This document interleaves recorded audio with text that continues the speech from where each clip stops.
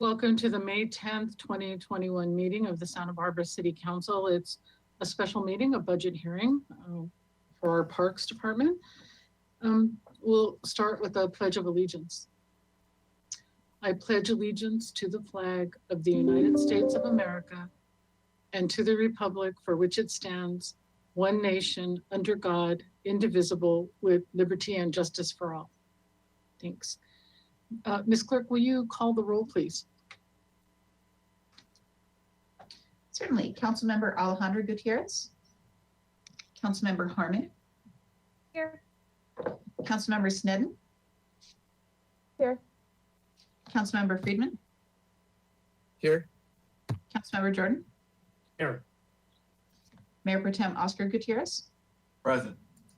And Mayor Maria. Here. Thank you very much. Would you read item number 1 into the record, please, Ms. Carmen? Sure.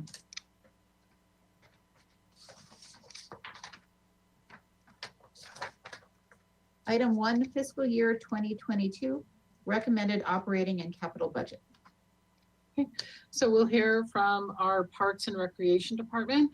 We'll hear the presentation, and then we will have public comment after council questions. So Ms. Zachary, thank you so much. We look forward to your presentation. Take it away. Mayor Murillo, council members, Jill Zachary, Parks and Recreation Director. I also have with me here today Jasmine LeBlanc, the Assistant Director, Cameron Benson, Creeks Manager, Matthew Parker, Parks Manager, and Rich Hanna, Recreation Manager. Next slide, please. So with today's presentation, we'll first focus on the general fund, providing council an overview with everything Parks and Recreation as it relates to the general fund. We'll speak specifically about COVID-19 reductions, both in fiscal year 21 and proposed for fiscal year 22. Touch briefly on our capital projects, also briefly on the miscellaneous grants fund because it supports many of the initiatives that we have in Parks and Recreation. I will then turn the presentation over to Cameron Benson to present the Creeks Fund, and then Jasmine LeBlanc for the Golf Fund. Next slide, please. When we look at the department as a whole in terms of the management and the structure of the department, we have 19 programs, over 4 funds, and just over 91 permanent full-time equivalent staff, and about 73,000 hourly staff hours. Point out that those hourly staff hours are about 50% of what we had prior to COVID. In addition to my position and the assistant director, we have 5 manager positions, of which 2 are currently vacant. One is a recreation manager and the other one is a business manager. Next slide, please.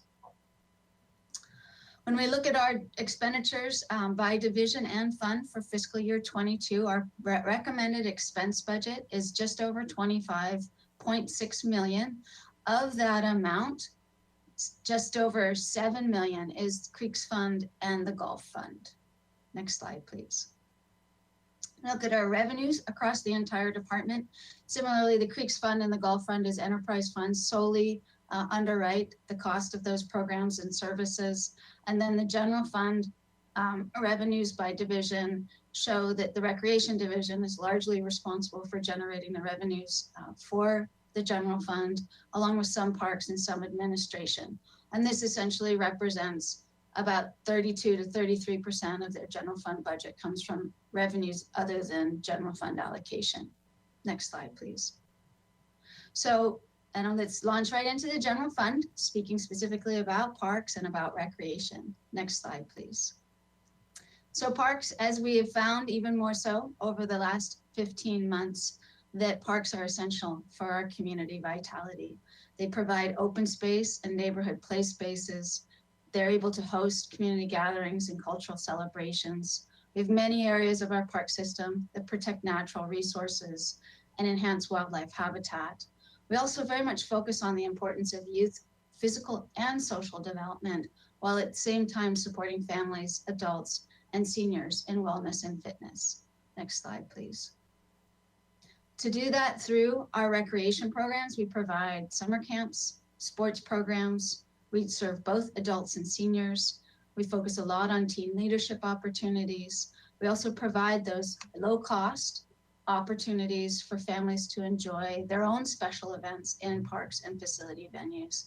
We provide a myriad of social services to low-income families, and we partner with many community partners and have many collaborations. Next slide, please. When we look at our general fund budget, just taking out creeks and golf, it's just under 18 million is proposed for fiscal year 22. And about just over 12 million is the allocation from the general fund. Other sources of funding for the department total 5.7 million. Next slide, please. Looking at our divisions, recreation, administration, and parks. Recreation and parks take up the bulk, just about 91% of our department expenses, and administration is actually less than 10% of the overall cost of the budget going into fiscal year 22. Of note for council's consideration, our actual expenditures in 20 were just under 16 million, and our projected in 21 again are just under 16 million. That's directly a result of reduced revenues and reduced expenses associated with the pandemic.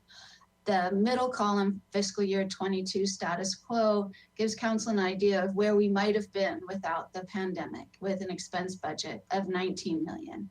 Instead, what we are proposing is one just under 17.9 million going into fiscal year 22.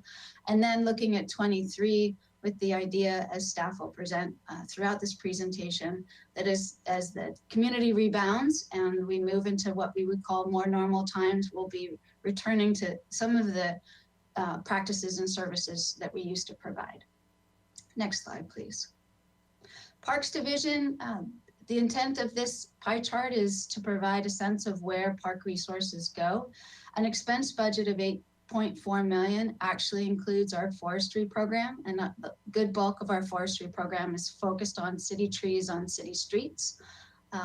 We also have beach maintenance program, and then we also do medians and parkways. Again, part of city street infrastructure, part of Santa Barbara's community vitality and presence to the community. The balance being park operations, and park operations, we also include services we provide to other departments. Next slide, please. So more specifically in forestry, we have over 30,000 street trees, 9,000 park trees, and 30,000 open space trees. We cover 3 miles of beach through 16 grooming and raking cycles. We provide services and maintain 93 medians and parkways, which are over 500,000 square feet across the city. And our park operations are focused on 47 developed and 13 open space parks. We also provide contract services to the waterfront department for the landscape and waterfront parking lots, and also provide services to the public works department with the maintenance of the Sheffield open space. Next slide, please.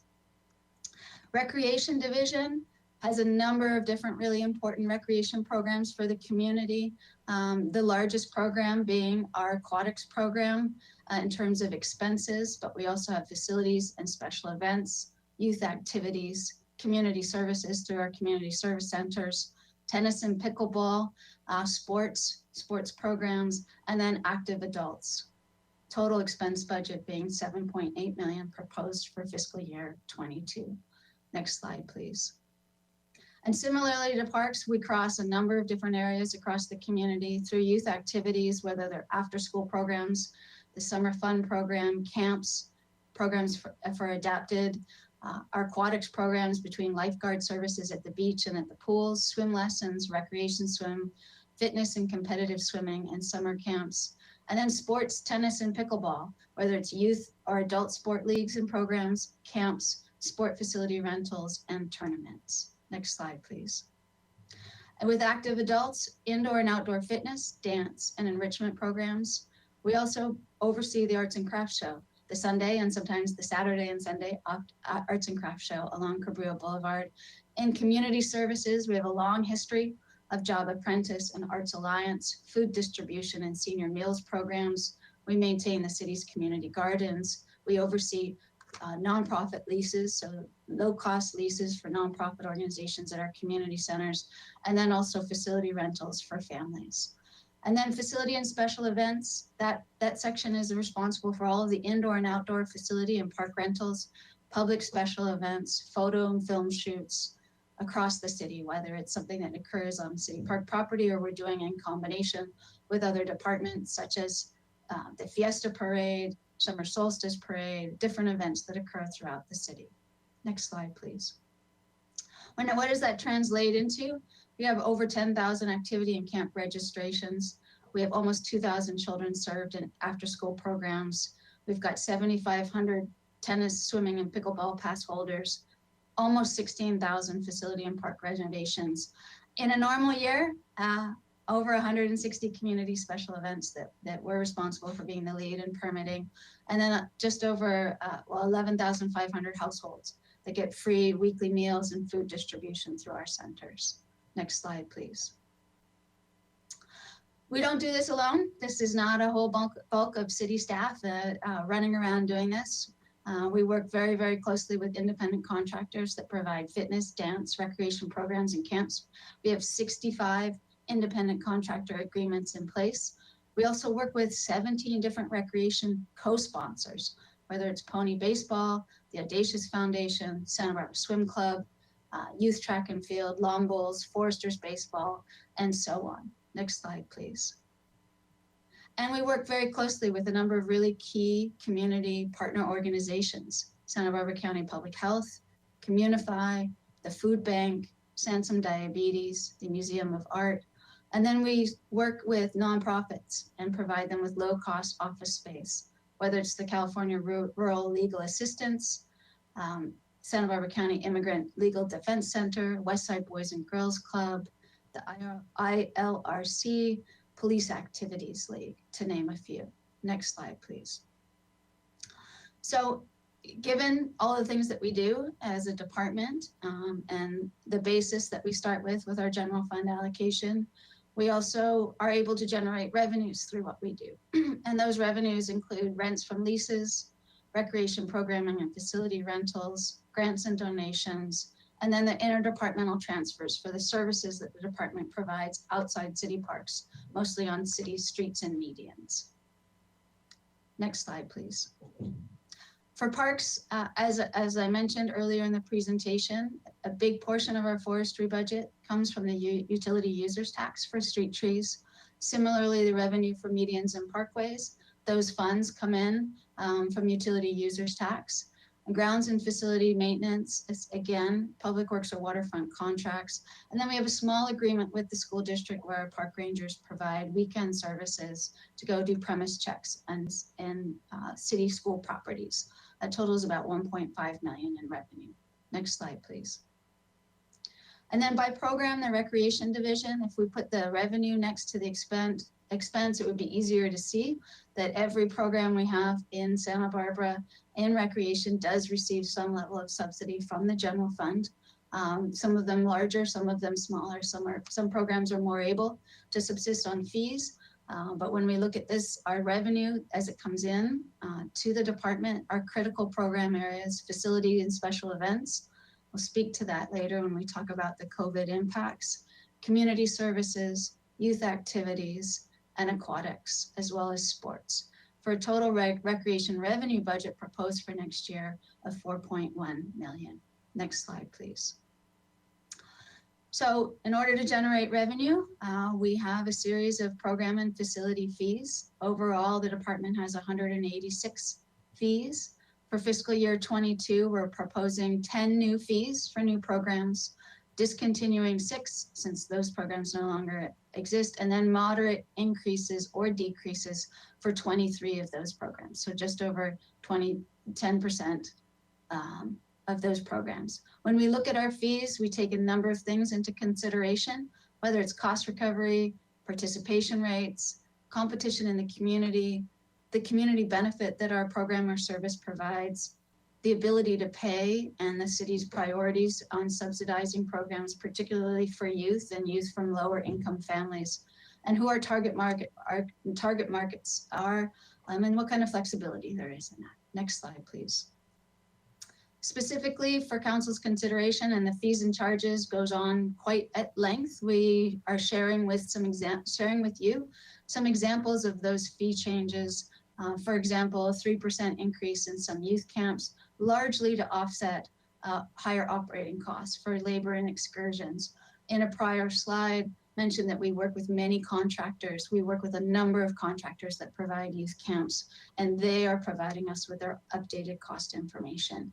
Junior lifeguards, we've expanded and we've created a new 3-week camp offering there.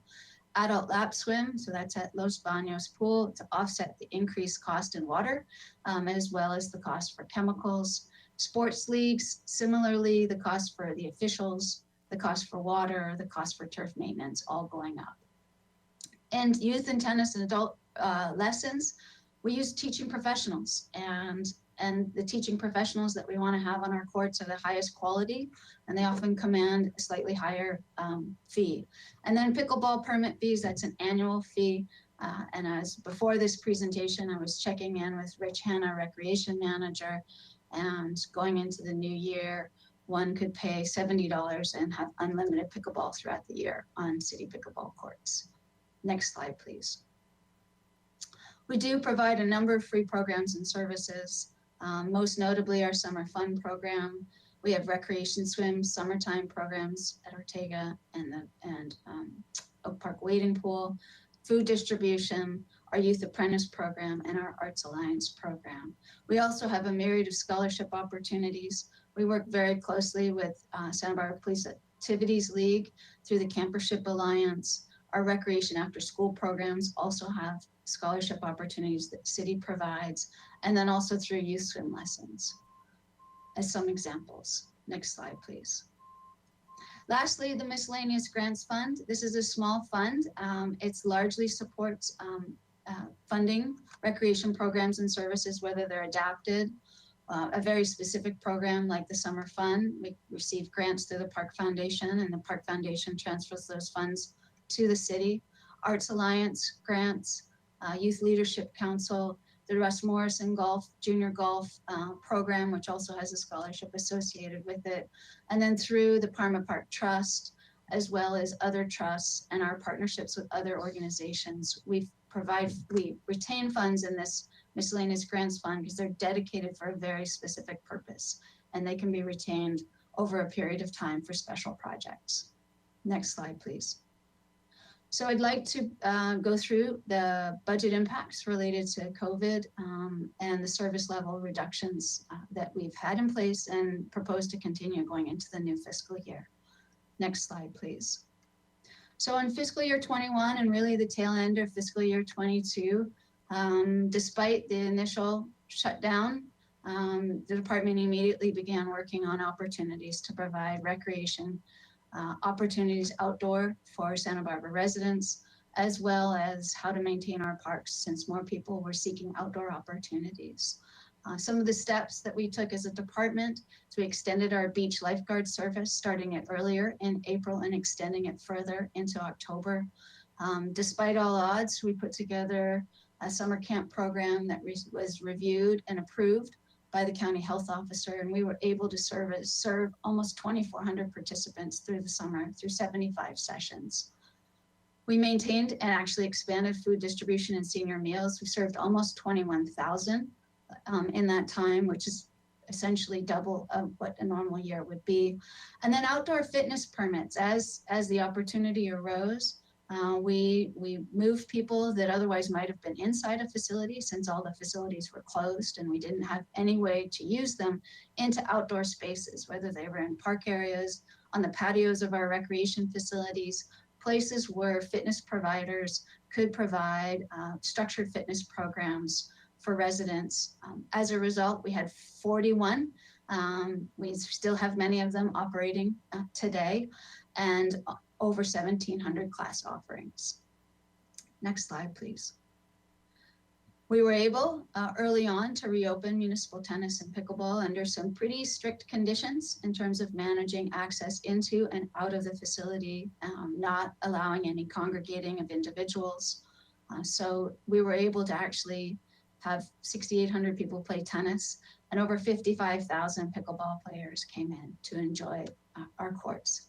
Similarly, Los Baños Pool reopened on May 26th. And since that time and through the end of 21, we project 80,000 reservations to use Los Baños Pool to get fitness, lap, and competitive swimmers in to enjoy their exercise. Next slide, please. To do this, took a lot of ingenuity and staff sort of repurposing themselves, given that we were very much also focused on trying to reduce all of the expenditures we could to save funds for the general fund. We're projecting $2 million in savings. That's largely a result of vacant permanent staff that remained vacant for some time, a significant reduction to our hourly positions, and then reductions to non-essential operating expenditures, recognizing that with facilities closed for 15 months, we could find ways to carve away some of the expenses we otherwise would have had. And then at the same time, we also reduced other community programs and services, in part because we weren't able to provide them, and in part we didn't have the resources to do that. We converted as much as we could from inside to outside and did our best to serve as many people as possible despite the circumstances. Next slide, please. Going into fiscal year 22, in consideration of the city's financial condition, the department is proposing 1.1, almost 1.15 million in reductions. That includes funds due to citywide revenue loss, but also we took a very conservative look at our own revenues as a department and determined that perhaps those revenues would not rebound as quickly. And therefore, in order to offset that loss in revenue, we would take further reductions in the department so that we could end the year in the black. Next slide, please. So those considerations, as I just mentioned, while there is some reopening occurring, we're very pleased because of that. We want the community to stay healthy, certainly through that time. There will continue to be strict capacity limits and other restrictions that will reduce the use of those facilities. Looking at summer camp, and we have a robust schedule ahead of us. We are also reducing those capacities again to make sure we have the appropriate ratio of campers to adults, and then also the social distancing requirements are continued. And then as we expect, special events and larger group gatherings will continue to be restricted for the first half of the fiscal year. So that takes us all the way almost to calendar 22. Next slide, please. We also looked very carefully at our staff resources. We are very, very thin right now. We have been for some time. Because we have some vacancies, we're looking at them as those short-term cost savings with the idea that recruitments will be prioritized as revenue increases, in particular in the recreation division, since a number of those positions are critical for the types of activities that do generate revenue, and we need the staff there to provide those services. At the same time, we're looking at ways to maintain flexibility in our supplies and services so that the funds we do have go to the greatest need throughout the year. And also very happily prioritize our free and training programs for youth, bringing those back online now that we're in a position where the community can handle youth gathering and participating in programs at levels that wasn't possible this time last year. Next slide, please. So again, our overall expense reductions that are proposed going into fiscal year 22 are just over 1.1 million.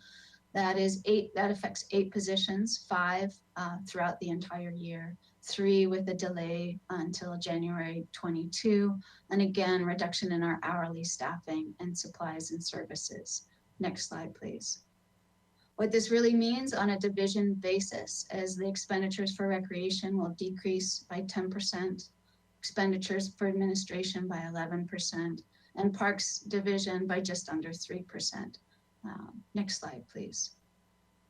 Permanent staff reductions through the year comprise just over 650,000, and they include management position, specialist positions, administrative analyst in the admin division, and then the vacancies are only focused in at least the short-term ones in the parks division, because we want to be able to fill those within the first half of the year to start in January, an irrigation technician, a tree trimmer, and a grounds maintenance worker. Next slide, please. And then hourly staff reductions that relates to the recreation programs, our facility monitors, front desk support staff throughout our community buildings, and then support for department administration. Next slide, please. So as it relates to service level impacts, some of the things that we implemented during COVID will continue now that we're softly reopening, but we still need to manage due to reduced resources. The Franklin Neighborhood Center will have reduced reception hours, and this is largely the loss of hourly staff. The Westside Community Center will be open by appointment only. The Davis Center will only be open for rentals. All of our senior initiatives are relocated to the Westside Center. Creo Recreation and Cabrillo Pavilion will have reduced operating and reception hours. And then the administration building at 620 Laguna will continue to be by appointment only since we don't have reception staff at that building. We are fortunate that a good number of our staff are bilingual. We do a lot on the phone. We do a lot online. We're very much able to direct people that still need to see a person face to face exactly where they can go for that. So we have staff in all of our community centers, all of our centers that can work with folks that need to come in and they need to seek services from the city, whether it's in English or Spanish. And so there'll always be someone, whether in person or on the phone or online, to be able to continue to provide assistance. Next slide, please. Some other reductions in program changes. We're suspending some subsidized programs like the free after school youth sports, traveling summer camps. Again, some of it is COVID related in terms of the difficulty of moving youth around. Concerts in the Park series will go dark for yet another summer, but hopefully we'll be back next summer. We are restarting our Youth Apprentice program. In fact, already have. A key aspect of that program is to place the youth in different city departments to learn skills and to be able to work side by side with city staff. In the past, the department has subsidized their hourly wage. We will be asking other departments to cover those hourly wages. We do all the upfront training, and then as they have placements in other departments, the departments will be picking up those hourly wages. We have a number of youth apprentices that don't leave Parks and Recreation. They move and work with park staff. They could come into the administration office. They could work with recreation staff and community services staff. So we will continue to hire our own youth apprentices. And then because we have a lack of hourly staff and reduced number of recreation specialists to support sports programs, we will have a reduced capacity to support different kinds of sport leagues, field reservations, and indoor and outdoor facility rentals. Next slide, please. For the Parks Division, very much focusing the park staff on general maintenance and taking the limited contract funds that we have to focus on the specialized landscape maintenance, since that takes more time and attention, and they have a lot of ground to cover on a day-to-day basis. For the Administration Division, with the staff reductions, we will be, again, putting on hold or reducing some of the initiatives we've been undertaking related to long-term park planning, policy, and park management activities. Next slide, please. What we are pleased to present to Council is the restoration of our free summer fun program. We are planning to operate that program this summer. It will actually be at the Franklin School. And we're very fortunate that the Wood Clasons Foundation has helped fund this program for a number of years, and they allowed us to retain the grant funds from last year and apply them to this summer's program. The general fund also subsidizes it with about $140,000. So there's no cost for the children in that program. As I mentioned, Youth Apprentice program, restarting that, and our Arts Alliance program, our recreation swim. Kids need to learn how to swim at Ortega, and Oak Park is kind of the fun for the toddlers. And then we do, to the extent possible, and will restore outdoor youth and adult sports programs. Many of them are starting up, but very much focusing on ensuring that we get the highest cost recovery in those programs, so that we can continue to subsidize the ones for those most in need. Next slide, please.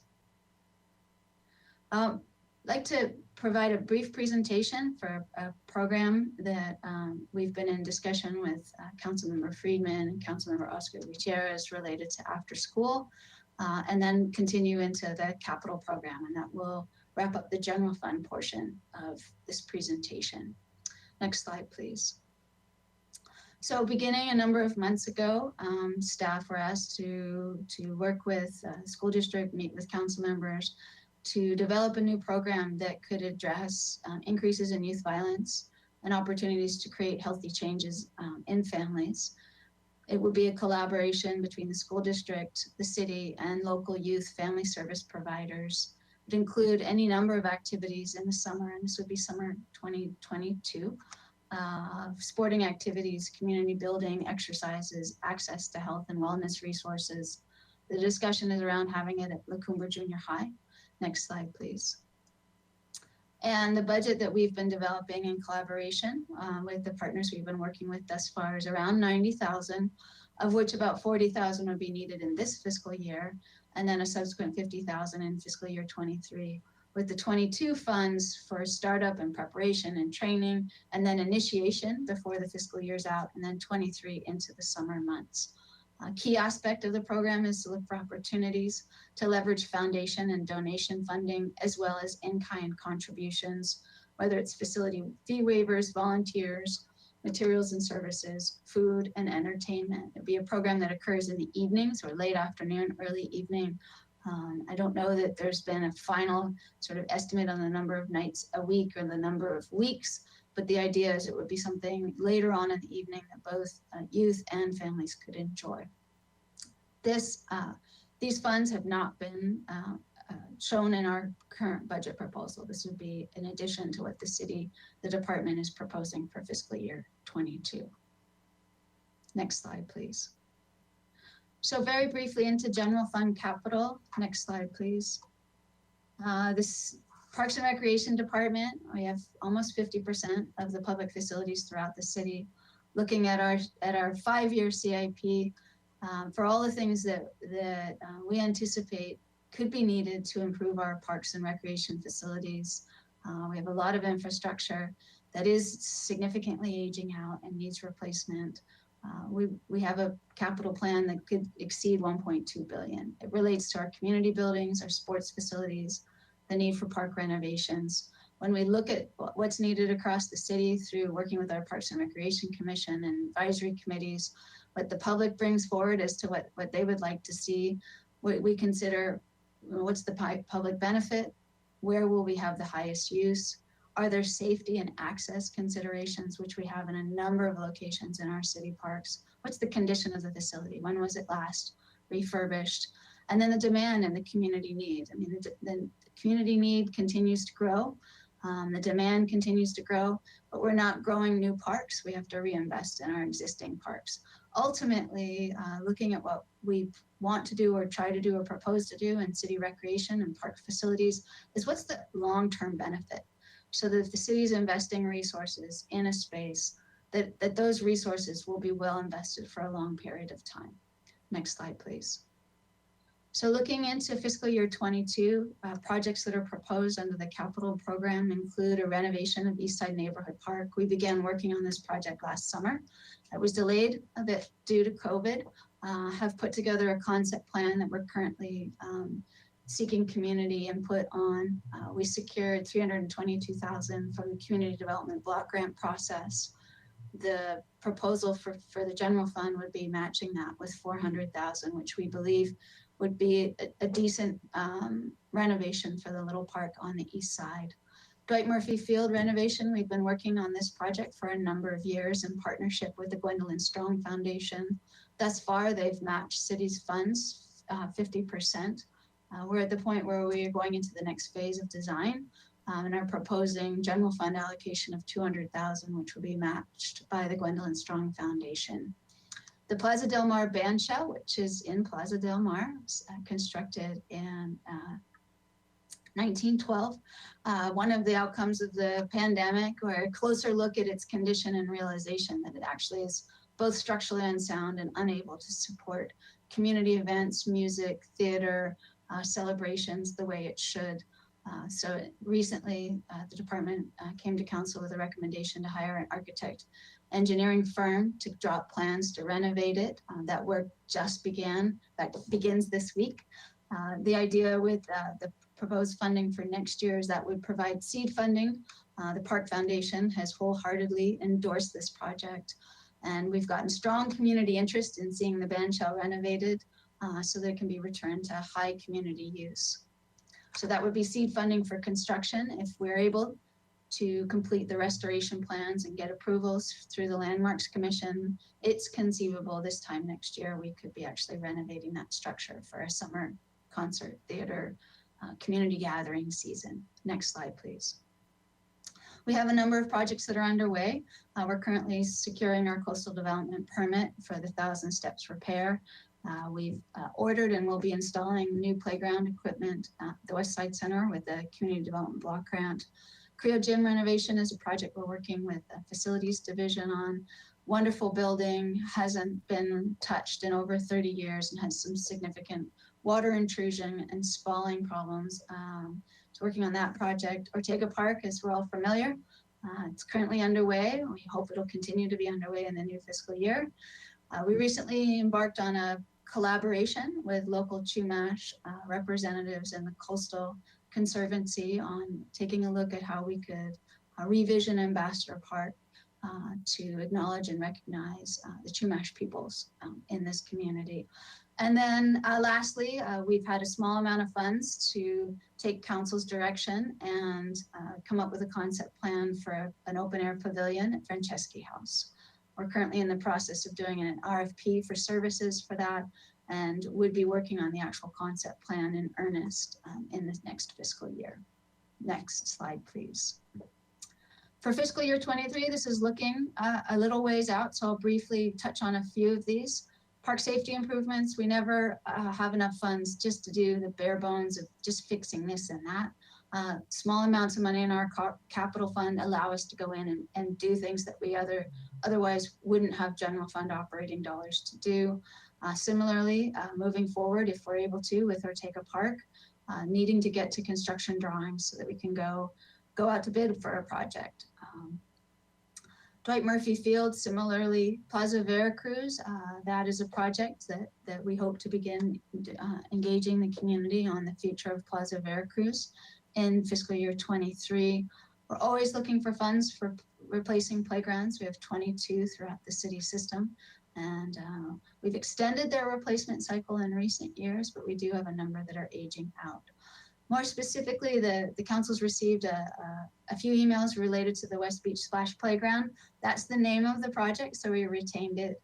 We did have a design that was rather ambitious a couple of years ago that created some concern on a number of levels, whether it was the nesting birds, the cost to actually construct it, and whether we really shouldn't be going with a more simpler approach to enhance recreation in a way that balances both the birds and the existing community and the need for more recreation space for youth and families, particularly space that would not require a child to know how to swim. And that's the draw of a splash playground, is that not having the fear that one's child would drown if they were playing with water, and kids love to play with water. We want to reinitiate that project. It's been on hold due to COVID, and a good amount of the funding was actually eliminated last year for savings for COVID. Next slide, please. So that concludes the general fund portion of the presentation. I can turn it over to Cameron Benson to walk through the Creeks Fund. Thanks, Ms. Zachary. Mr. Benson, welcome. Thank you. Thank you, Ms. Zachary. Thank you, Madam Mayor and council members. My name is Cameron Benson. I'm the Creeks Division Manager. And this afternoon, I'll be presenting the proposed Creeks Division budgets for FY22 and 23. Next slide, please. In response to increasing beach warnings and beach closures, the City Council in November of 2000 placed Measure B on the ballot. Measure B was a 2% hotel bed tax increment that was overwhelmingly passed by the voters. It created a special fund, and that fund is restricted in its use to improve the quality of stormwater and other surface waters and to carry out creek restoration improvements. Next slide, please.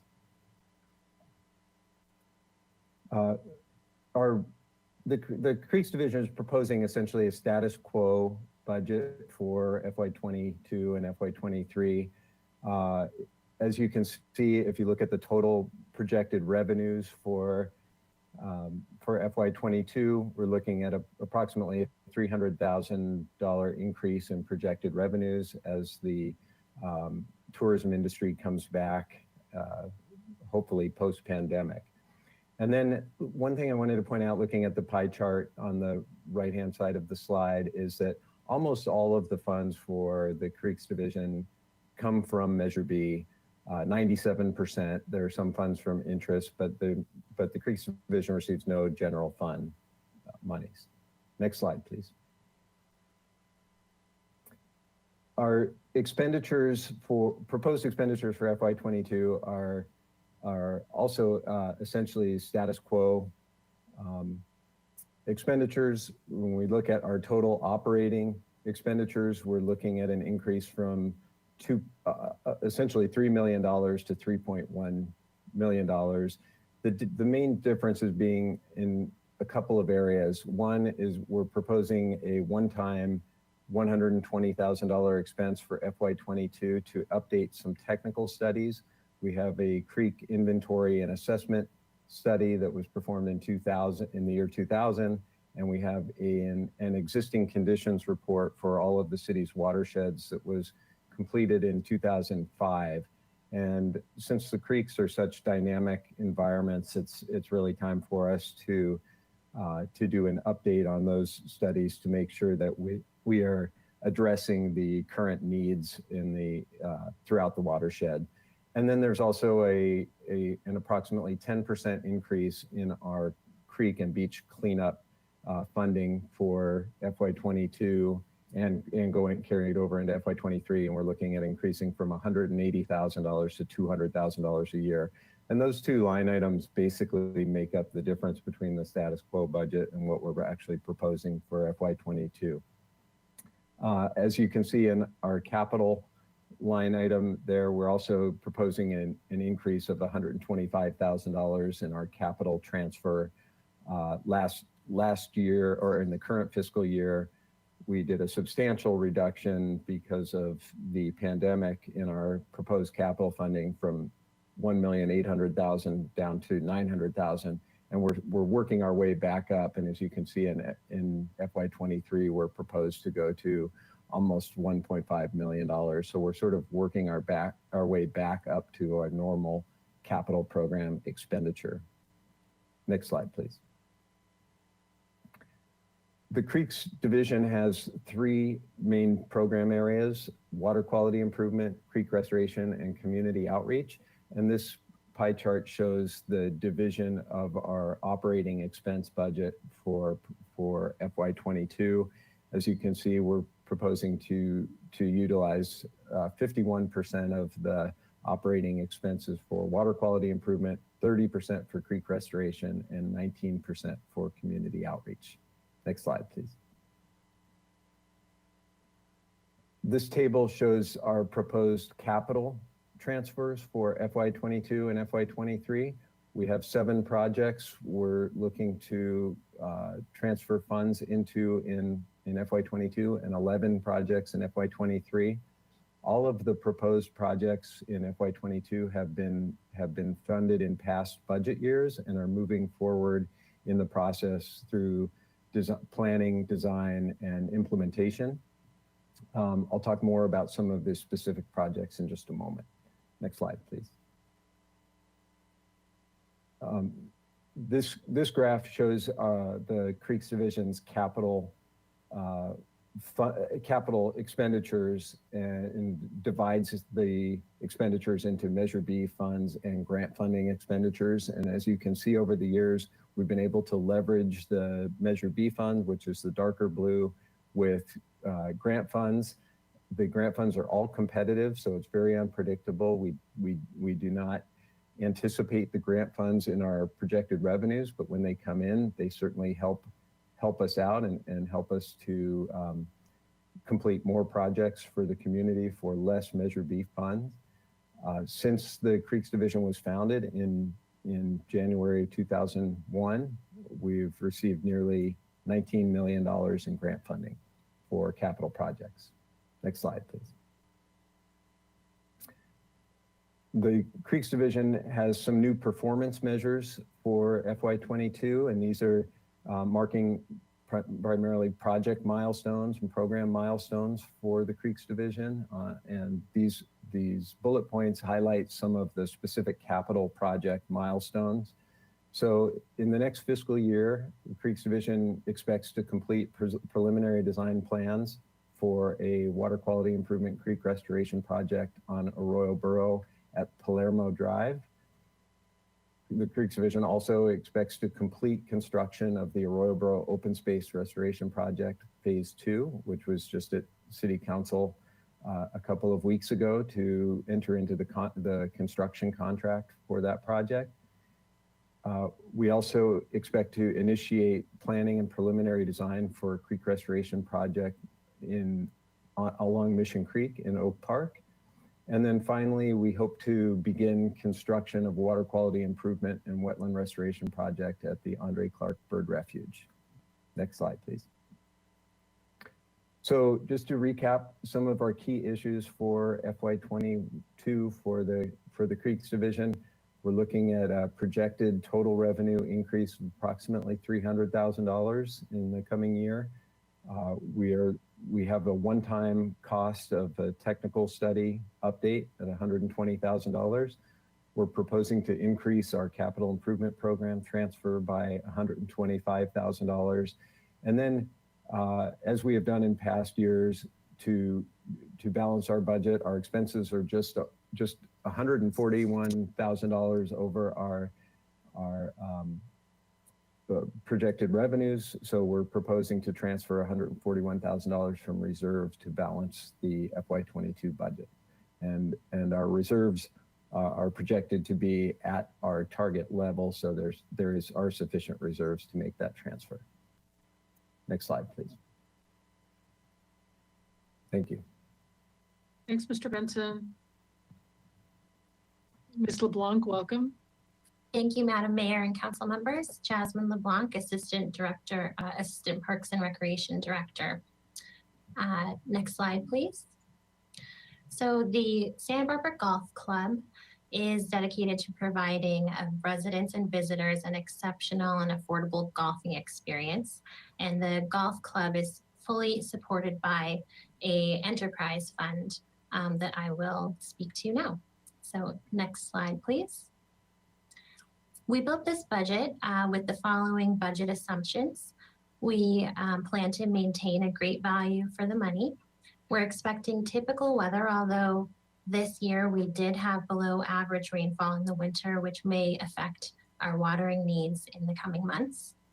We plan to continue investment in maintenance, continue to provide excellent customer service, offer a robust capital project program, and we expect to sustain higher rounds at the golf course as we move into the next fiscal year.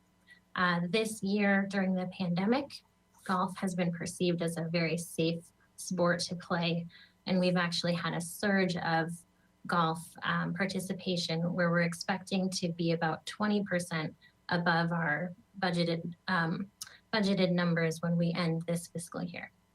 Next, and we're expecting that to continue into the following fiscal year. So looking at revenue next year, we're expecting to come in at almost $3.4 million of revenue. And to put that in a little perspective, this year we're expecting to end the year at about $3.6 million of revenue. And if we had not had a pandemic surge, we would have expected revenues to come in at about $3 million. So we're seeing quite a big increase this fiscal year. We expect it to stay higher than it had been in the past in fiscal year 22, but we do expect it to drop down a bit from where it is right now. Next slide, please. So this next slide is showing you what our total rounds have been over the last 13 years or so, including projections. And as you can see, we are definitely in a spike this fiscal year. And we expect the use of the course to decline a bit looking into fiscal year 22, but still remain stronger than it had been in the couple years prior to the pandemic. Next slide, please. Taking a look at green fee revenues, we've had a long-term target of increasing green fee revenues.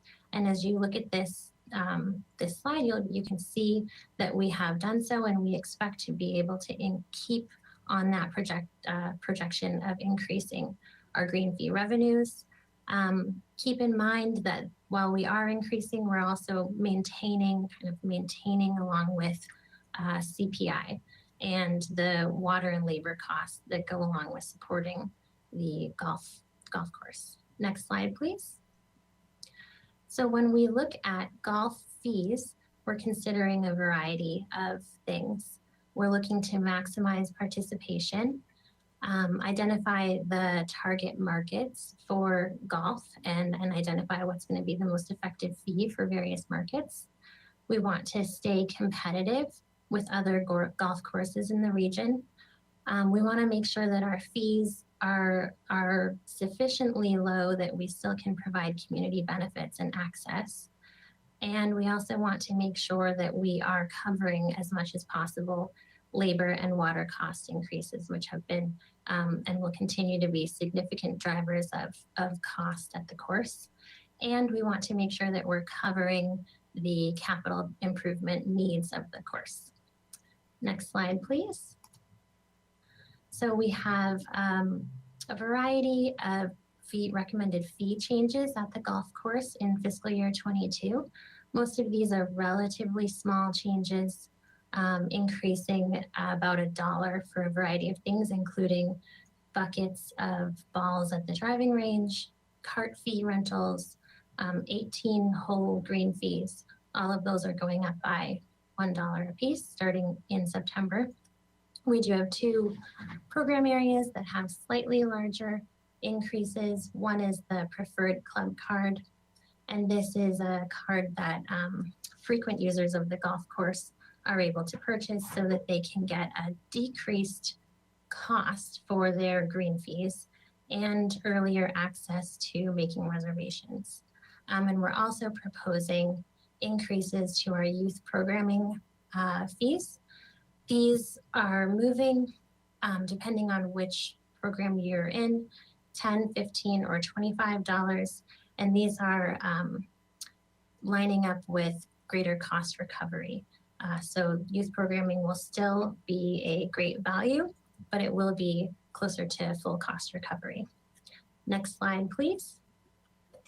And when we compare the green fees, we can see that the Santa Barbara Golf Course is still a great value compared to other courses in the region that are open to Santa Barbara residents.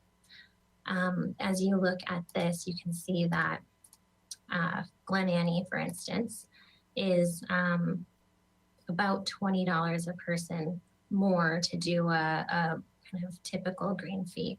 I will point out that Glen Annie also offers a discount rate card for frequent guests.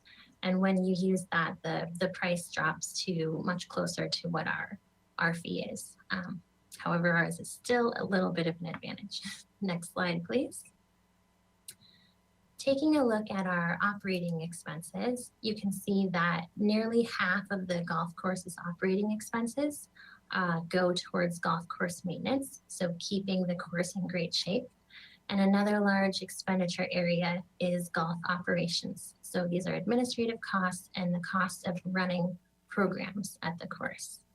And as I mentioned before, water costs and labor costs are large drivers of the increased costs over time at the course. Next slide, please. So the pandemic has also helped to boost the reserves for the golf course fund. We're expecting that we will, at the end of this fiscal year, FY21, we will meet the City Council's golf fund reserve policy and continue to add to that over the next 2 fiscal years. Next slide, please. I'll briefly mention or talk through the capital budget for the golf fund. We have 4 main program areas for capital projects. One is a $1 player improvement fund fee. This is charged on top of green fees, and it supports directly supports capital improvement projects. This the Players Improvement Fund is something that a subcommittee of the Golf Advisory Committee directs the use of. And last month when they met, they identified that they would like to focus on bunker renovations in the next 2 fiscal years with that funding source. So that's what we'll be doing with that fund. We also have golf course improvement plan projects, and some of the projects that are identified for this are netting, partial funding of tee boxes, and some restroom repairs. The golf course requires a lot of power turf equipment, and so we have a dedicated capital improvement project for that, and you can see a variety of equipment purchases that will be made in the next 2 years. And we have a golf course infrastructure renewal and improvement fund. And in this, we plan to do some minor golf shop renewals, replace the rental clubs, and partial funding of bunkers along with the player improvement fund source. Next slide, please. And quickly, I'll just mention the performance measures. These are largely unchanged from prior years and continue.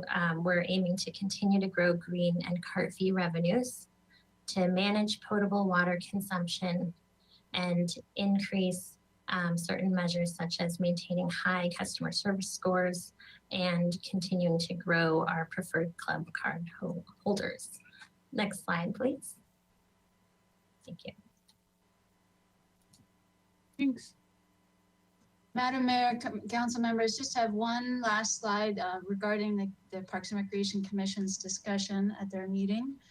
When they considered the budget, I have 2 commissioners, Kathy McGill and BB Longstreet, that are here. Would like to just step backwards into Ms. LeBlanc's presentation about the Golf Fund and note for council, this is the first time in I don't know how long, decades, that the Golf Fund will actually meet the required reserve. We probably have millions in deferred maintenance that we haven't even touched.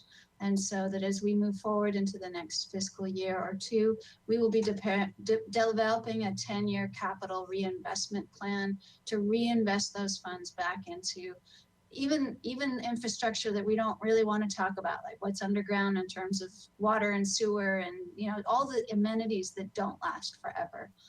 Next slide, please. We presented our budget to the Parks and Recreation Commission at their regular meeting on April 26th. They considered all 3 of the funds. They did recommend council move forward. They appreciated the work effort of staff. They did want to communicate to council that they believe that there's, particularly now, as in when we had the economic downturn in 2008, 2009, it's critically important to continue to serve youth of all ages. They expressed concern on the dependence on revenue in order to do that, and that the funding reductions to youth and social service programs at a time when programs should be expanding. Very much appreciate the council new program, but also thinking there's always more that we could be doing, as we all know. Express concern about the effect of our vacancies on the delivery of our programs, our services, and then overall staff morale. It's been a tough 15 months across the community for a number of different reasons, and the commission expressed concern for Parks and Rec staff. They also very much want to let the council know that they are always thinking about the rebuilding and how to keep the importance of rebuilding the department at the forefront of all discussions. That concludes our presentation, and we're all here to answer your questions. Thank you. Thank you, Ms. Zachary, and to all your staff. And we will look forward to comments from Ms. Longstreet and Ms. McGill when we go to public comment. But let's take questions from the council. And Councilmember Sneddon, questions from you? Yes, thank you, Madam Mayor. I'll have comments after too, but for questions, so I guess I'll start with just maintenance, general maintenance questions. First of all, I really appreciate how much the this department was able to do in COVID and how much people appreciated open space and parks, and actually almost too much, to the point where we're having a lot of calls for enforcement for people to come and break up large groups, and because they were just so critical and appreciated. But that brings up the question I have. So I'll start first with the historical Rose Garden. So I think we had groups of people who are concerned about the weeds and wanting to volunteer and help pull the weeds and maintain the roses. And I think we didn't have enough staff to support volunteer efforts. And if you could just comment a little bit on that, like what, if we have groups of volunteers in different parks who would want to do sort of cleanup similar to beach cleanups, or would we have that in our budget, or is there a way to accommodate that? Madam Mayor, Council Member Sneddon, the Rose Garden in particular, at one time, for a long time, we had an hourly part-time staff person who was key to coordinating those volunteers. He no longer works for us, and pre-pandemic, we had someone else that was working hourly to try to fill those shoes.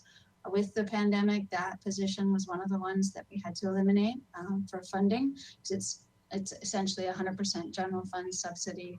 And so when it falls to doing volunteer work anywhere in the city park system, it falls to existing staff to handle as best as they can. We would very much love to get to the point where we had more dedicated staff specific to volunteer projects, whether at the Rose Garden, Alice Keck Park Memorial Garden. We did have some of that going on pre-pandemic, but it's always been sort of, all hands on deck, and so then you have 5 staff working on Saturday as well and trying to pull it all together. It's definitely an area where we could have more resources if there were more resources. I think that's really worth advocating for, because you get, you put in that staff time for the one coordinator, and then you get 20, 30 volunteers doing all that work too. So I think that's something I've just heard a lot in that, and when you're mentioning Alice Keck Park also, and then I'll bring that up. I think I have people who want to volunteer for Sylvan Park and people at Franceschi Park, and there are definitely organized groups of people who would really, they're just waiting to be released to be able to volunteer. So I think that's worth looking at. And then I had questions about sort of recovering from COVID or coming out of COVID. So how is the arts and crafts show doing? Is it fully engaged, or are there open spots, or how is it coming back? Madam Mayor, Councilmember Sneddon, I'll ask Recreation Manager Rich Hanna to be more specific, but we are coming back, and we've been working very closely with the Arts and Crafts Show to bring them on and also to plan for the future. Good afternoon, Councilmember Sneddon, Madam Mayor, Rich Hanna, Recreation Manager. We've slowly been building the return of artists since we were allowed to reopen under the COVID guidelines. We're at about 30% of the artists right now. And we're actually operating under a model that allows them to fill into areas that are traditionally either arts or crafts specific. So we're allowing them to concentrate closer to State Street and Cabrillo Boulevard, and then move down Cabrillo Boulevard closer to the Arts and Crafts Center there at Chase Palm Park. Overall, the Arts and Crafts Show, those artists that have returned have been appreciative. They're actually seeing sales, especially as the Funk Zone reopened. We still have a little bit of reluctance from some artists to return, and we're working with them to assure them that it is safe to return, and then on some of the other internal policies and procedures to help them with the longevity of the show. Thank you. So there are, so 30% is not anywhere near full capacity, so we should be spreading the word to artists that they're okay. Correct. Okay, thank you for that. And then how is it going with facilities rentals? I think we're just starting to have the first rentals, and how does it look? Yeah, so Madam Mayor and Councilmember Sneddon, so we actually had our first rental on May 1st. So right after the new guidance was released, we had 80 people in the Carousel House. We have another rental this coming weekend at the Chase Palm Park Center. We're seeing an uptick in the request to host events, but smaller events than we would typically have. So we're not seeing events over the 150 to the 200 types of limits that we would have at the Carousel House, the Cabrillo Pavilion, or even at Korea Recreation Center. So we're seeing smaller events. The people that are renting are very appreciative. They can have these events. Many of them were deferred from the beginning of the pandemic. And what we're starting to see now is an uptick in requests for new events that we don't currently have on the books.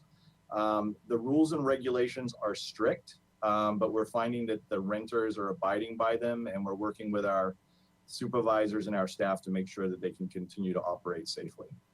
Okay, thank you. And is the cost different depending on how many people are attending the event? Like, so say at the Carousel House, is it a different fee depending on the number? So Councilmember and Madam Mayor, so the fee is actually per the facility, not the number of guests per event. So you could have an event up to, I believe it's 220, 240 at the Carousel House. But we're just seeing, and it's the same cost whether you have 100 people or 80 people, but we're just seeing smaller people choose to gather rather than that typical larger type of celebration we've had in the past. Okay. So for our revenues, it's better to have more events than to have, okay. Yes.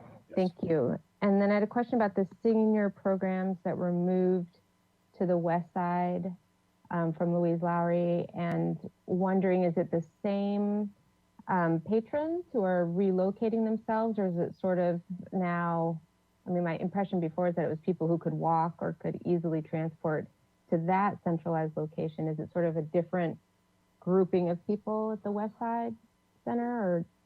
Councilmember Sneddon, that's a good question. We're anticipating the same participants at the West Side Center than we do at the Davis Center.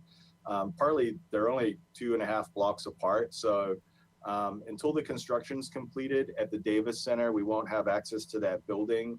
The programs that we'll look to relocate when we feel that it's safe to invite the senior population back are usually the drop-in programs like chess and bridge and mahjong. But we'll also be supporting the senior meals program and the food distribution out of the West Side Center as well. And then once the Davis Center construction is recomplete, everybody's looking forward to being back in that area, even though most of the improvements are being focused on the exterior of the building. They do appreciate the parking, the central location, and are looking to expand some of the senior activities we currently offer.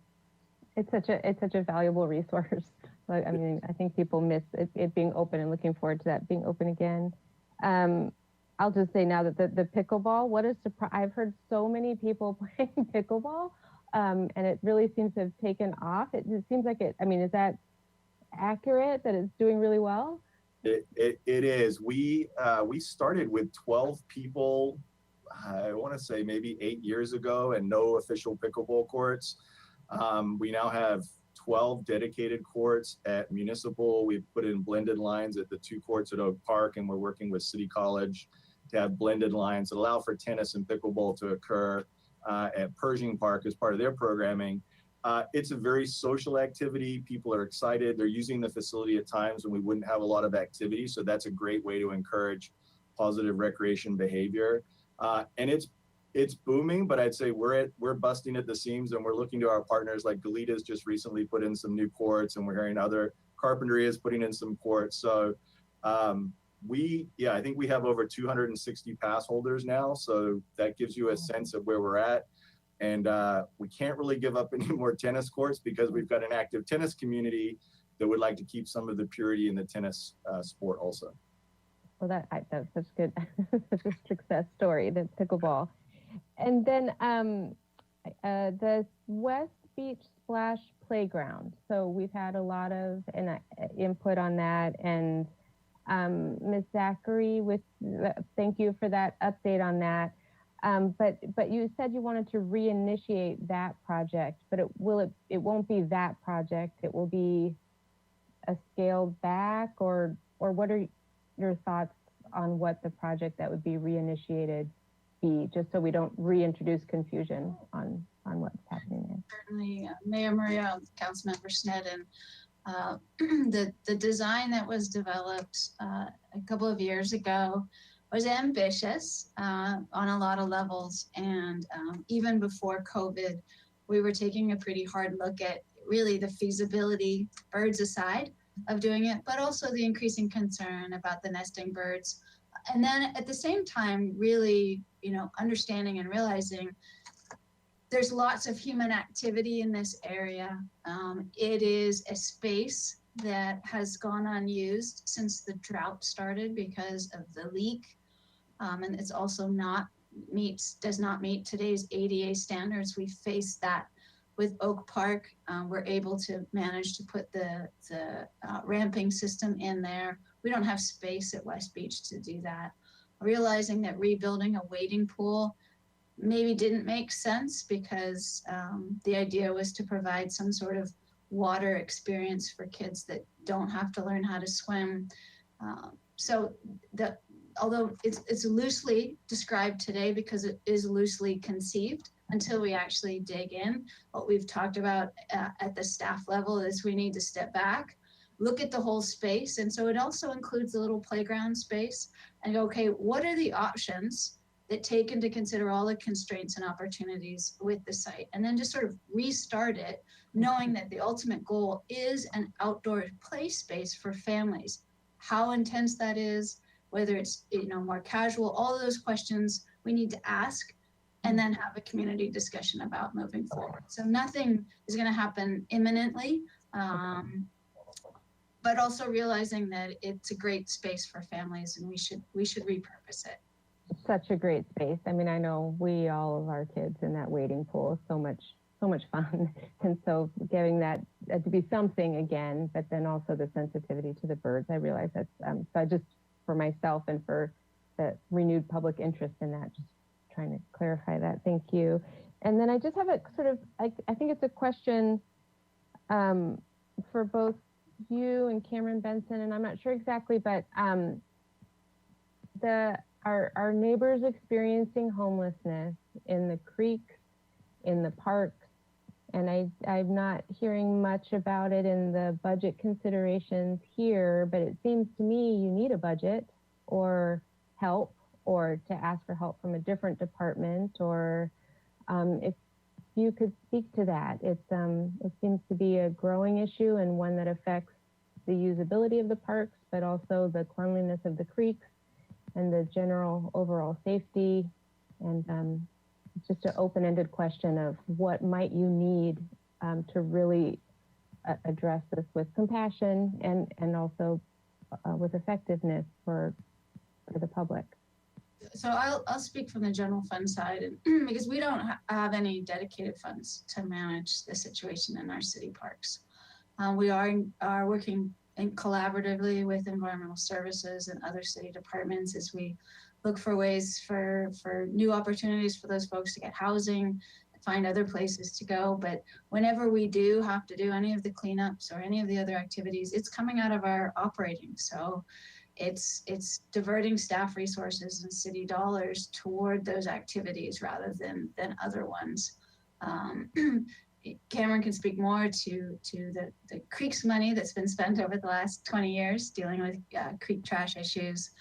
But ultimately, our approach is to reimagine and redesign our park spaces so that they're more used by the public, and they discourage activities that are negative and make parks unsafe. And we've taken that on a number of different levels throughout our park system, and we'll continue to do that. So that's the reinvestment that we're always asking council to consider: how to make this park better so more people want to come here and we're less likely to have safety concerns.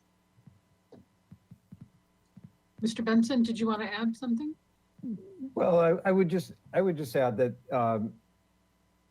addressing these issues is an interdepartmental effort, and Creeks is involved and Parks is involved from the Parks and Recreation Department, but also many other departments in the city are involved: fire, police, environmental services, community development. I mean, across the board.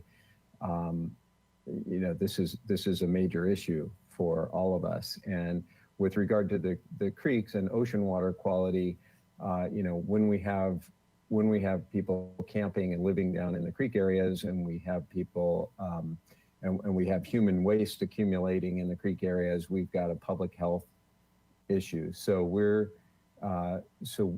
we're working to stay on top of that, ensure we've got public safety and public health. And yes, that can be done, compassionately, but we do want to make sure we have the resources to clean that material out. And I mentioned earlier, we're increasing our funding for the going forward because we're needing to increase our funding going forward. Approximately 50% of the $200,000 that we set aside goes to cleaning up abandoned encampments in the creek areas. Thank you. I think that's something we might just overall budget-wise want to keep an eye on, that each department is, like, what are the true costs to each department in staffing time or extra time, and if what we can be doing to sort of spread that out, helping with that. Thank you, Madam Mayor. Thanks, Ms. Sneddon. Other council members with questions? Mr. Jordan, welcome. Thank you, Madam Mayor. I just have one subject, and I guess we'll maybe drag Mr. Benson back on, although it may not end with him. So there's obviously a focus on increased development downtown, but the issue wouldn't just be only downtown, but the focus is downtown. Obviously, it's going to look drastically different in the next 20 or 30 years. I'm just curious, at what point does your budget start to play with the opportunities that would exist to meet the challenges downtown? So say new construction downtown, tearing down existing buildings, new construction downtown, or building or rebuilding existing buildings to greater density or housing, whatever it's actually going to look like, and the hurdles that will be in the way from stormwater management. So at what point do we start to put together a process to look at that in advance, rather than just start to hear that something was prohibited, and then next year 2 more things were prohibited, then three more things, and so on. And specifically, I'm interested in how that would look. You mentioned the word before, interdepartmental. So you could actually move or in conjunction with a parcel, you could actually make public right-of-way improvements, kind of hearkening back to that old low-impact development phrase that's kind of disappeared. But you would actually see private property improvements or private property burdens of stormwater management be made in conjunction with public right-of-way projects. Is there, do you get a sense that that is coming too? And when and how do you start that process with the Creeks project, with the Creeks budgeting and planning? Madam Mayor, Councilmember Jordan, with regard to private projects and essentially what you're talking about is mitigation for the environmental impacts of a private project. And as you are aware, Councilmember Jordan, because you served so many years on the Creeks Advisory Committee and you're very, very familiar with the Measure B funding guidelines, the funding guidelines for Measure B are very clear about not using Measure B funds for mitigation, particularly mitigation for private development projects. And with regard to utilizing the right-of-way for mitigation for projects on private property, the Public Works Department manages the right-of-way, and it's not, I can just talk from, so it's really a question for the Public Works Department, but it's not, based on my experience of working in the right-of-way and working with the Public Works Department on various projects, it's not a blank slate in there. You have a lot of infrastructure built into the right-of-way. So in terms of space considerations, it's not just a wide open space. You have your water, sewer, electricity, fiber optic, gas lines, everything, storm drains, everything running down underground in the right-of-way. That's not necessarily, so that space is not necessarily usable. And even where it is usable, you have stormwater collection and treatment requirements for that right of way itself, because generally speaking, the right of way is built. It's streets and sidewalks and driveways and parking lots. So as the Public Works Department goes forward and reconstructs that right of way infrastructure, they're building in the stormwater best management practices into the right of way, and they need that space to be available for the stormwater treatment requirements that are faced for those projects. So I guess hearing that, what I'm thinking is, maybe the Measure B requirements need to be in a discussion to be tweaked. And what I also hear you saying is the city's using the excuse that they've built things into the infrastructure that prevents them from having to do as good of a job as our requirements place on private property. Although I would say that's definitely true. From my perspective, it's true. So we have water just running for blocks and blocks and blocks down into the ocean. And if that was a private project, we wouldn't allow it. And I guess what I'm asking is how do we bridge? And maybe you don't think there's a need to bridge, but how do we bridge that gap to the advantage of both parties? How do we make improvements in the public right of way while also getting the same thing we want out of the private parcel as part of a partnership? Madam Mayor, Councilmember Jordan, it's not correct to say that the public projects do not comply with the same requirements as a private project. Let They me do. restate that. And the let me rules restate apply. that. No, I get that. Okay. We need Not a- to not let a- Mr. Benson finish his response, Mr. Well, Jordan. let me just save the response because I didn't explain it well and that answer doesn't address what I'm explaining. What's on the ground right now is not the same as a finished project on a private parcel. And we don't keep up with projects as quickly or as often as private parcels. Does that make sense to you? So we live with what's on the ground now until we do a project. And then when we do that project, we do exactly what your answer was. We subscribe to the same requirements, the same standards than ever. But if we never do a project, we just live with what's there right now.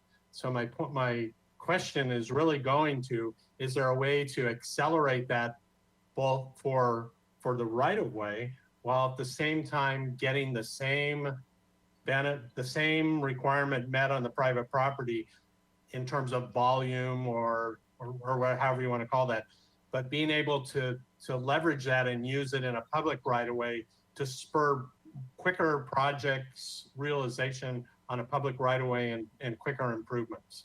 Does that make sense? You can shake your head. It's okay. Everybody tells me I don't make sense. I'm not sure I'm following you, but I have heard discussions among, the Architects Association, for example, of creating kind of a benefit assessment district for the downtown area. And that's a way to do that. I mean, the city does that for parking, for example. The private property owners don't provide sufficient parking for the uses that are built on their properties in the downtown area.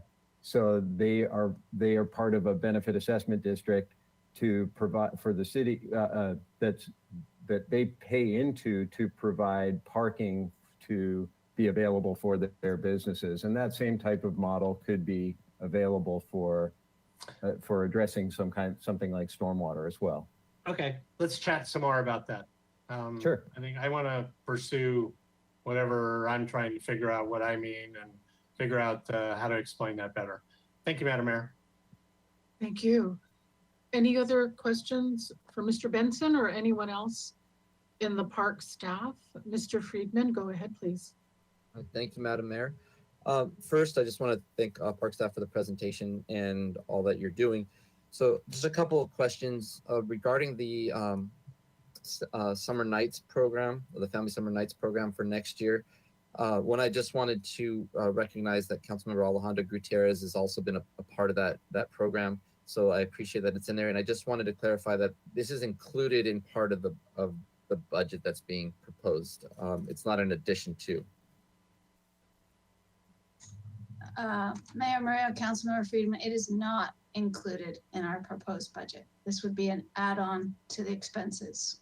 Okay, for- so that's what something you had said. I think I had it reversed. That's what I originally thought, but then so that's something that the council need to consider as part of that. And so I appreciate that.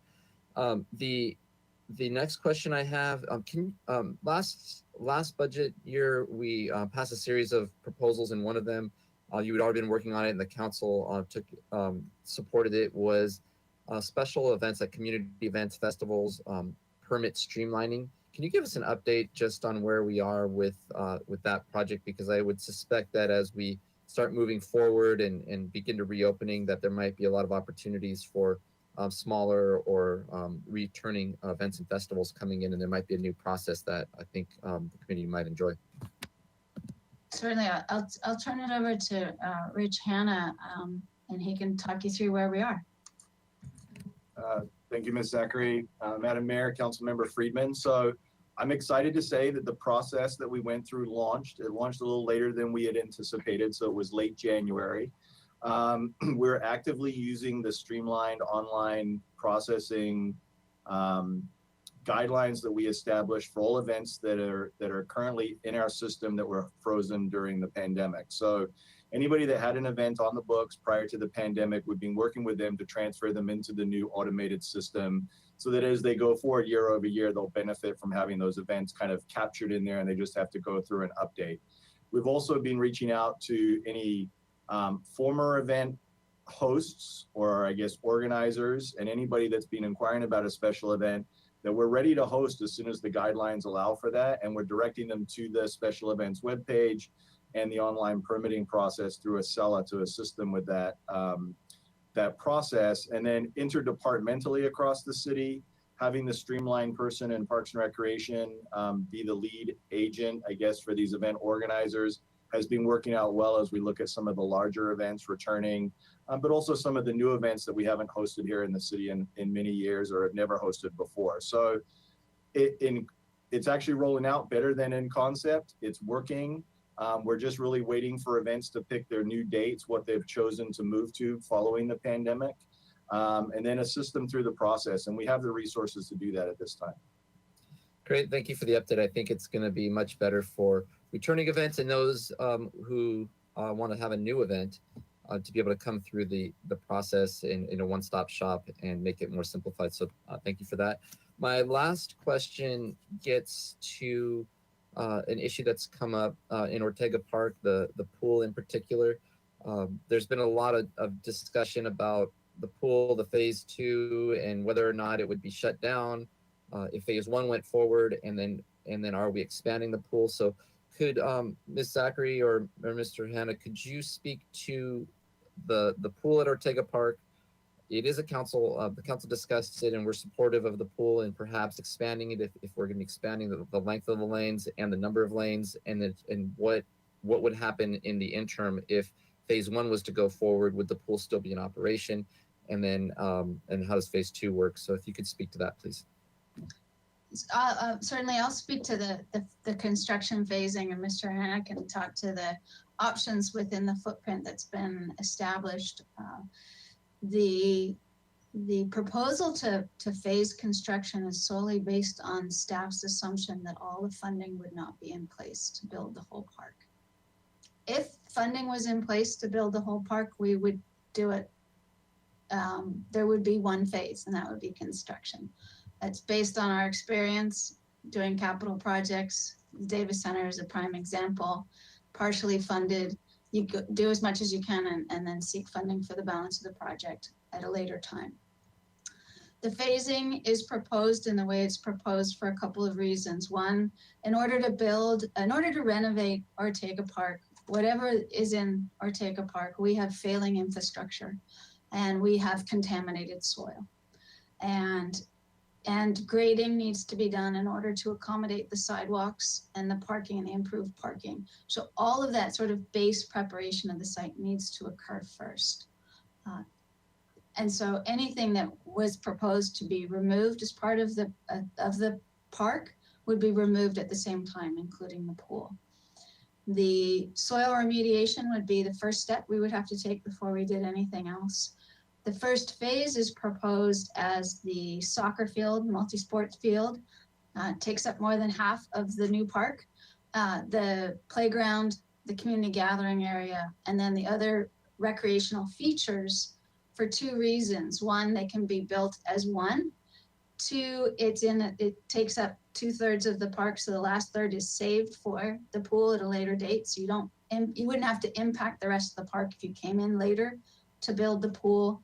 And then three, as it relates to the grant proposal would not have been competitive had we included a pool in it. So we chose to apply for elements of the park that would rate the highest and get the most points in the proposal process. It's a strategic step that we take.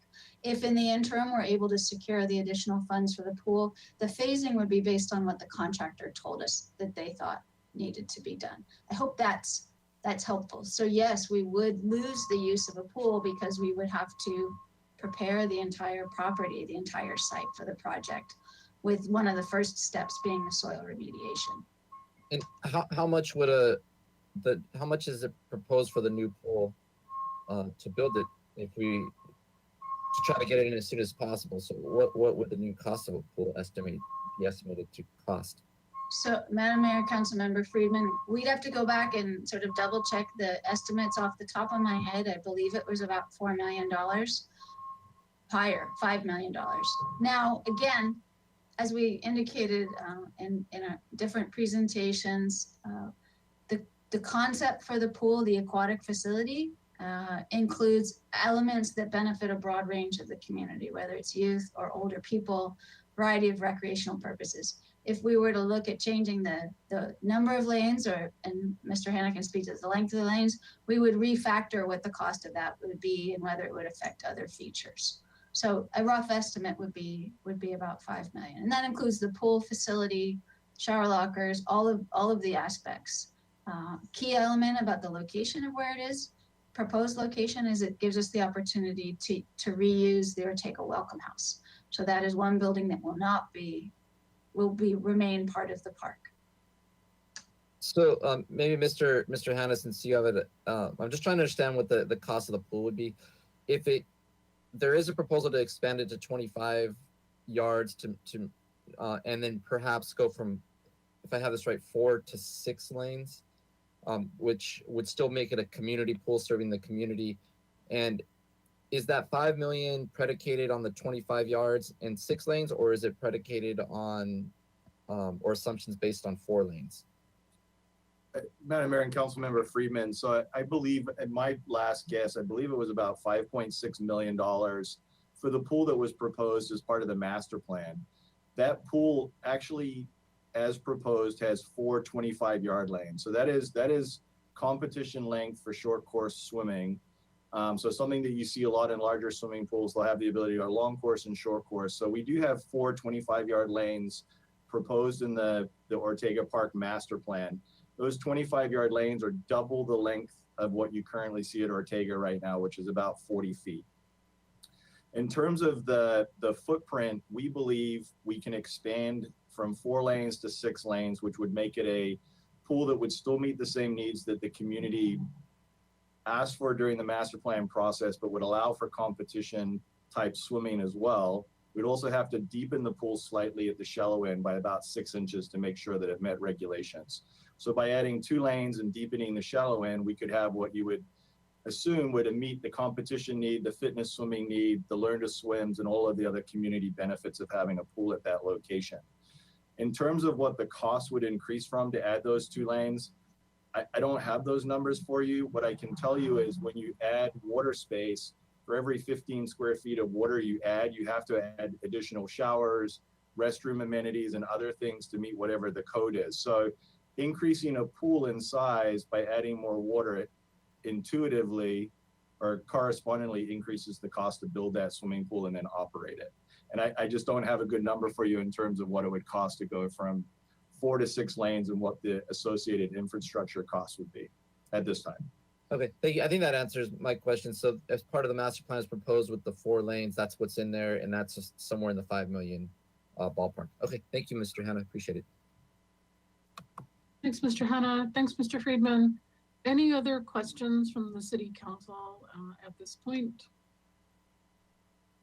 I've been asked for a short break. Let's take a 5-minute. Oh, Ms. Gutierrez, questions, please. Yes, this question is for Ms. Zachary. My question is, what is the Park and Recreation Department doing to add more to the budget to the Youth Apprentice Program and the Youth Arts Alliance Program? If there's any initiative to add more funding for those 2 programs? Good question. Mayor Muriel, Councilmember Alejandra Gutierrez, I'm going to have Mr. Hanna speak specifically. When we were looking at restarting these programs, now that COVID will let us do that, our funding, the only change that we're making relates to when it comes to youth apprentices is we're actually asking departments to co-share the cost of employing the youth once they've been through our training program. So every hour we do all the training up front, and the actual number I want to say is $60,000. And then any youth that's guaranteed employment and goes into the employment program. So it would depend on how many hours they work would be the cost of the program. As far as Arts Alliance as well, that program to some extent has been largely dependent on grant funding. However, we're looking at how to keep it in-house and use existing hourly wages that we would have used for another activity and reinvesting them in the Arts Alliance program. And maybe Mr. Hanna can give you more detail. I don't have the exact number right now, but here he is. Madam Mayor and Councilmember Alejandra Gutierrez. So the proposal to restart the Arts Alliance program this year has not changed from what we've operated in the past. We're actually funding a lead artist that will come in and then work with youth that are getting community service through the school districts and so forth. And then at the conclusion of the summer program, which usually includes some sort of public art mural or some other display in the community, we look to hire some of those individuals on to be on for whether it's other needs that come up, community cleanups, graffiti abatement, and those types of things. So we've not proposed an expansion of that program at this time. And part of that is we're stretched a little thin in community services. And so Mr. Venegas, our community services coordinator, actually has a lead artist that he hires as an hourly employee to lead that program.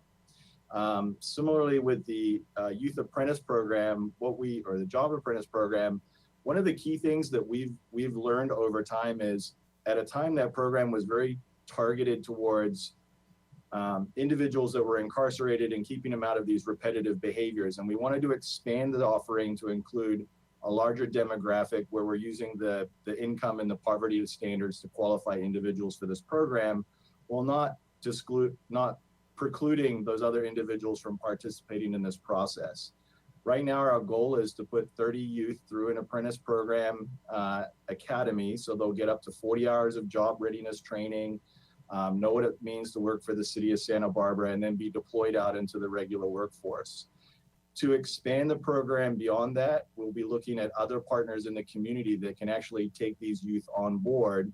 Because as Parks and Recreation, I think we're hiring 20 into our summer programs. We'll be looking at other departments picking up the additional 10.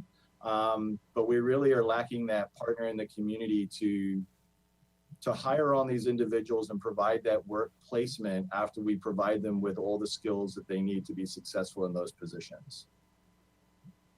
So ideally, if we weren't facing, the consequences of COVID and doing budget cuts, it would be good to hire somebody that could work under Parks and Rec and do that community liaison and trying to find jobs outside of city departments. So Madam Madam Mayor and Councilmember Alejandro Gutierrez, we've actually hired that person. Nicole Morgan has been hired back into our organization post-COVID. She's the lead recreation specialist. It is an hourly position, so they only work 960 hours per year. She's kind of on board, really moving very quickly. Like I said, we've already got 15 youth through this first academy, and then they'll be deployed out. We believe between her, Mr. Venegas, and myself, we should be able to find other partners in the community to onboard more of these employees. But I believe that you would see that as part of the fiscal year 23 budget, not as the 22 as we come out of this COVID pandemic. Thank you. Thank you, Ms. Gutierrez and Mr. Hanna. Anyone else before we take our break, and then we could take more questions and then we'll take public comment. We'll be in recess for 5 minutes. Thank you.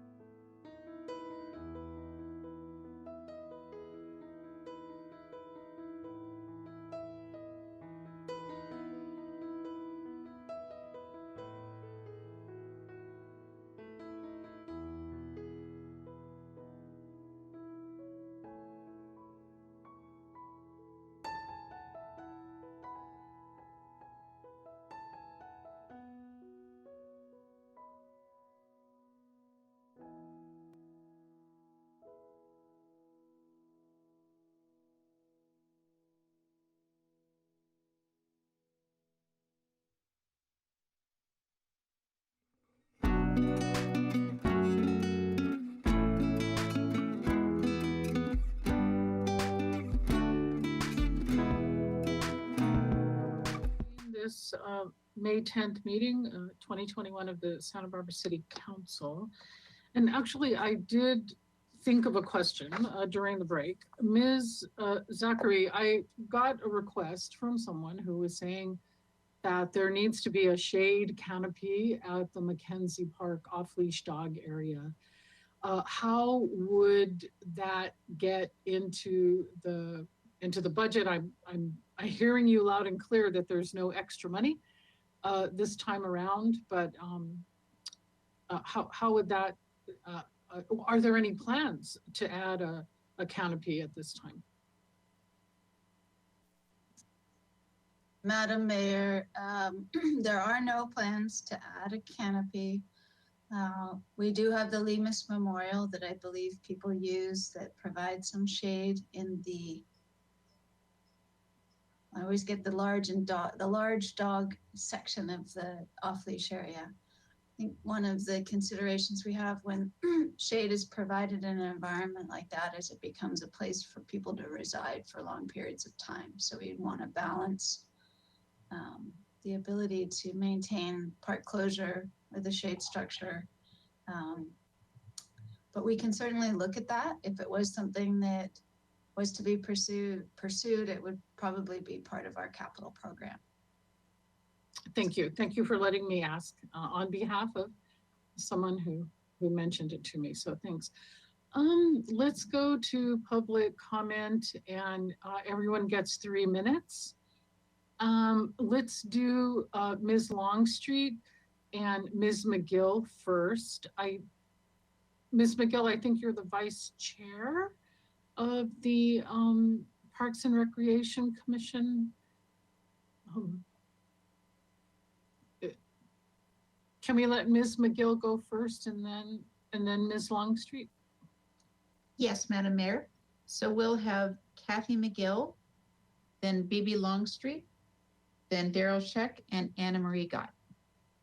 And then I'll call a few more names after that. Thank you. So Ms. McGill, please go ahead.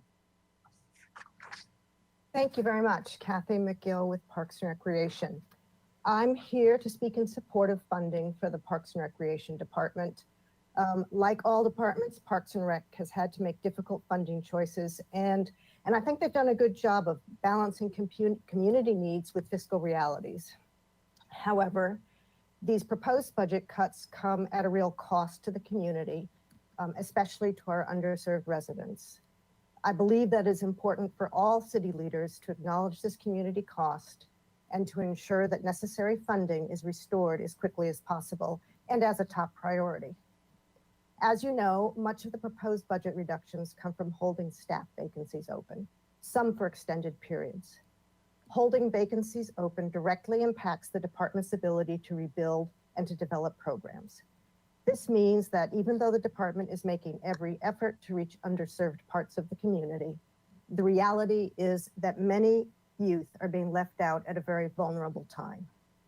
The proposed Summer Nights program is a great initiative, but my belief is that new initiatives should be coupled with ensuring that Parks and Recreation is staffed and funded to reach as many age groups as possible with a wide variety of programs. People need safe places to recreate, and the pandemic showed just how vital our parks and open spaces are. However, too many of our open spaces are tired at best, and some are considered undesirable for families because of misuse. Park maintenance and revitalization projects have been easy targets for delay, really for years now. However, this does a disservice to the many members of the community that rely on these spaces for safe and healthy recreation. Going forward, I encourage you to give these spaces the priority they deserve. In thinking about funding priorities citywide, it is important to consider what projects, programs, and initiatives will serve the most people and the most vulnerable people in our community. It's easy to be swayed by the loud voices and the politics of the moment. But it's my belief that prioritizing stable, consistent funding for our open spaces, as well as a wide range of recreational and skill-based programs, such as the Arts Alliance and the Apprentice Program, will provide the enhanced quality of life for all Santa Barbara residents. And that is what we should all be aiming for. Thank you. Great, thank you. Ms. Longstreet?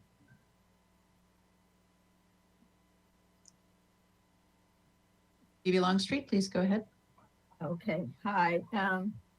Well, on to another year and another year with a tough budget. I submitted an email that basically outlines my thoughts in more detail, but one of my main concerns facing us is water and employee costs. They, not only is the budget impacted by the decrease in revenue, but every year, especially as the water costs go up, our budget has not increased to meet these needs.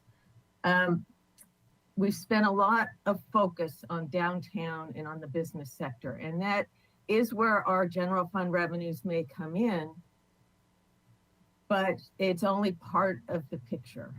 Remember, we're the face. Our parks and our open spaces and our beaches are the face of our community, and it is where we all recreate. So I'm concerned that we keep those areas beautiful for ourselves as residents, as well as our visitors. We faced a really tough year, and a tough year where socially there were a lot of things on the table. And for me, I look at it and think, recreation and our neighborhood and outreach services are the heart of how we take care of our residents. And it's the money that you as a council definitely control. These aren't outside programs. These are the programs that you control and you fund. So it's not about taking funding away from police. It's about putting money where we want, and we want it to be spent on our young people. We can't police our way out of our youth violence program. We have to guide them and love them and provide the services that they need. I'm a great supporter of the programs, even as they stand it. If we look at 30 young people in our community receiving services through the Youth Apprentice Program, that's a lot of kids in our community that we've touched. We're still at that point where that makes a difference. And so I'm very, I'm passionate about those. And I'm also, I want to give staff kudos for looking at how to program parks for the most positive uses. Even things like the trapeze down at Plaza Veracruz. We've got to try these new things, and I'm giving kudos to staff for reaching out into the community and looking at new ways to bring activities into our parks. So thank you very much. It's another tough year. After 25 years on commission, I have seen our budget cut many times. So Yes, thank you. Tough times. Thanks. Next speaker, please.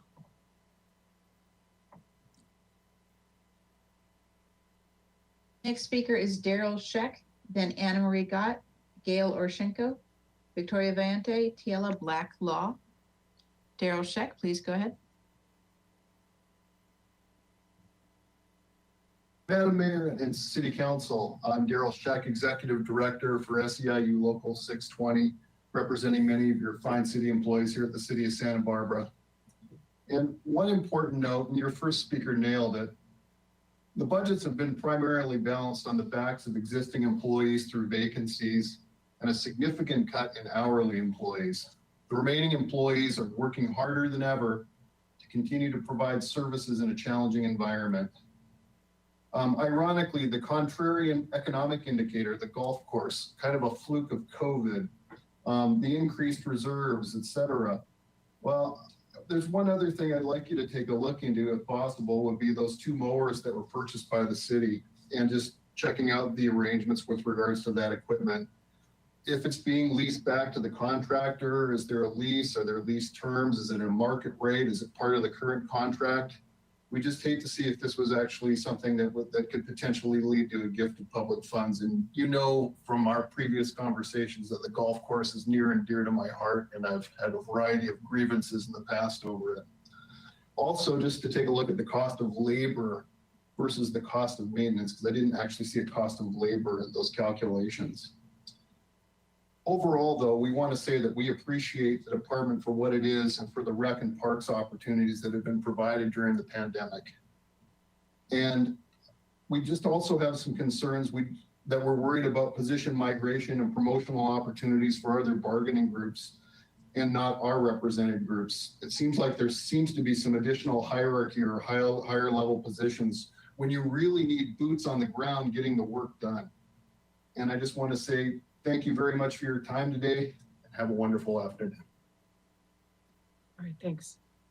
Next speaker. Next speaker is Anna Marie Gott. Anna Marie Gott, please go ahead.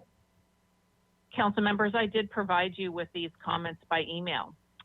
The master plan at Ortega Park really must be revised. If the city hopes to apply for the grant, the plan has to be redesigned in the next 30 days. If you move forward with destroying the murals, you are going to have a major crisis on your hands to deal with. Imagine the reaction from the community and members if you move forward with destroying these culturally and historically significant cluster of murals. I basically predict a dystopian-like scenario where residents are going to chain themselves to the murals and trees or occupy the park so you can't destroy the murals. So imagine that PR nightmare that you're going to have on your hands. You need to take action tomorrow or today and make sure that we have immediate workshops to fix these plans. I now want to talk about the reduction of services for the community and the obscene amount of money you spend on police services without cost recovery, which you actually do have in the planning department for services. We are in desperate need of an alcohol ordinance that covers all alcohol sales. I've been told at the police department that 30% of police-related calls for service are related to alcohol. Do you realize that that's $13 million from last year's budget? What could you do annually if you didn't have to fund police services for these businesses? The city pays for police services that these businesses who profit from the sale of alcohol create. The services include everything from DUIs, assaults, drunken public, domestic violence. The list goes on and on. Money is diverted from after-school programs to the apprentice program, homeless, health and wellness, affordable housing, and other needed programs to actually pay for these police services that private businesses benefit from. The council has failed to recover the costs associated with all of these alcohol-related crimes for decades. If you are really concerned about funding programs for the community and rebalancing how the police department is funded, then you actually need to address this massive annual subsidy to businesses profiting from the sale of alcohol. If you're going to do anything about the amount of money the city spends on the police department, this is where you need to start. Thank you. Thank you. Another speaker? Next speaker is Gail Osherenko. Gail Osherenko, please go ahead. Madam Mayor, City Council members, my name is Gail Osherenko. I think you all know me and you've probably seen my film, Birds of Los Baños, about the large nesting area for black-crowned night herons and snowy egrets that live and nest in the trees by West Beach. So that's what I wanted to talk about. You've all gotten a letter from me that included petitions signed by 79 different individuals asking you to rethink the plans for a family-friendly park there so that it basically didn't create conflict between these birds, these wonderful birds. Amazing opportunity for young and old alike to get interested in large birds that are there roughly 6 months of the year. And the incompatibility of that with Splash Playground for reasons of health, safety, sanitation, problems of water use, costs of maintenance, and so on. I didn't quite, I was really glad to hear that the Parks Department is going to go back to the drawing boards. That's wonderful news.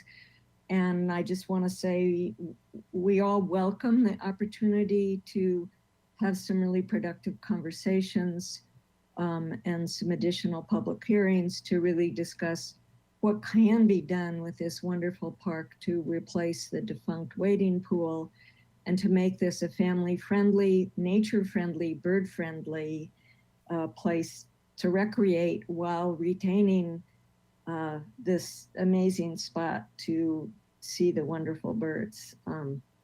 So thank you very much. Thank you. Another speaker? Next speaker is Victoria Valente. Victoria Valente, please go ahead. Madam Mayor, council members, over the past 2 decades, capital improvement program budgets have emphasized the high priority need for more aquatics facilities in Santa Barbara. This was stated in the 2003 Aquatic Complex Feasibility Study and in 2008 identified as high priority by the Infrastructure Financing Task Force. And aquatics brings in revenue. The Parks and Recreation Department needs to drop everything and focus all of its efforts on a redesign of Ortega Park with greater community outreach and new workshops. A lot of East Side residents, including murals and aquatics advocates, are extremely unhappy and feel that outreach efforts deliberately left them out or were designed to offend or deceive them, to discredit and further disenfranchise them. This redesign needs to take place now in order to meet the CEQA approval deadline to qualify for the $8.5 million grant and hopefully fund high priority amenities such as aquatics. If this doesn't happen, then I believe that there are going to be extremely undesirable consequences. I can only imagine what might happen when great numbers of community members are told that their cultural relics are going to be destroyed because the city refused to compromise. Politically, this is not going to look good. The Parks and Recreation Department needs to get back to the drawing board now and have the Ortega Park Master Plan revised. Thank you. Thank you. Another speaker? Yes, our final speaker is Tiela Blacklaw. Please go ahead. Hi, my name is Tiela Blacklaw. I am a Santa Barbara resident and a local teacher. I am echoing the sentiments that I've heard from other public speakers around the need to change the plans for Ortega Park, and it needs to happen now. Those murals must be preserved, and the plans have to include that. We don't have another option. The City Council has spoken about taking steps to promote racial justice in our community. And here we have an opportunity to prevent an injustice before it occurs. The murals in Ortega Park are an integral part of our community's history, and allowing them to be destroyed would send a very clear message that as a community, we find it acceptable to very literally destroy this Chicano history in the name of, quote, revitalization. Other speakers have mentioned it. The community outrage it's not gonna be a good look. Not going to be a good look for us. The goals of renovating the park and preserving the history that it represents are not mutually exclusive. And I really want to convey that it's a false notion that we have to choose between these two goals. We can't give lip service to racial justice while continuing to take racist actions. And make no mistake, destroying these murals, saying that these pieces of our history are not, quote, structures of merit, is a racist action. It's a value statement. and one that's not in line with the values that City Council is purported to hold. So I am urging the City Council to see the depth and meaning behind this issue and take immediate action to remedy it. We stand at the precipice of erasing a very significant piece of our cultural history, or we can preserve it and send a message that we will put our money and actions behind the pretty words of racial justice that we're preaching. Which kind of community do we want to be? I know what kind of community I want to live in. Thank you. Thanks very much. Anyone else raising their hand? Ms. Gorman? No, Madam Mayor, that's a final public speaker. Okay, let's go ahead and close public comment. And I would call back Ms. Zachary to the last comment that was made. I'm understanding that the murals, to actually save a mural, what would that entail? Putting a cover on it, moving the wall. Can you explain that, please? Madam Mayor, that's a very complicated question. The murals and the murals program has been hosted by Parks and Recreation since 1979. The structures in Ortega Park are closing in on 50 years old. Many of those structures were constructed with unreinforced concrete block, and the maintenance over the years has been such to maintain them in place. The quality of the paint, the quality of the materials, frankly, aren't good enough to retain them forever. And I think the discussion that we've been having on a lot of levels in the community are with infrastructure failing, it will need to be replaced.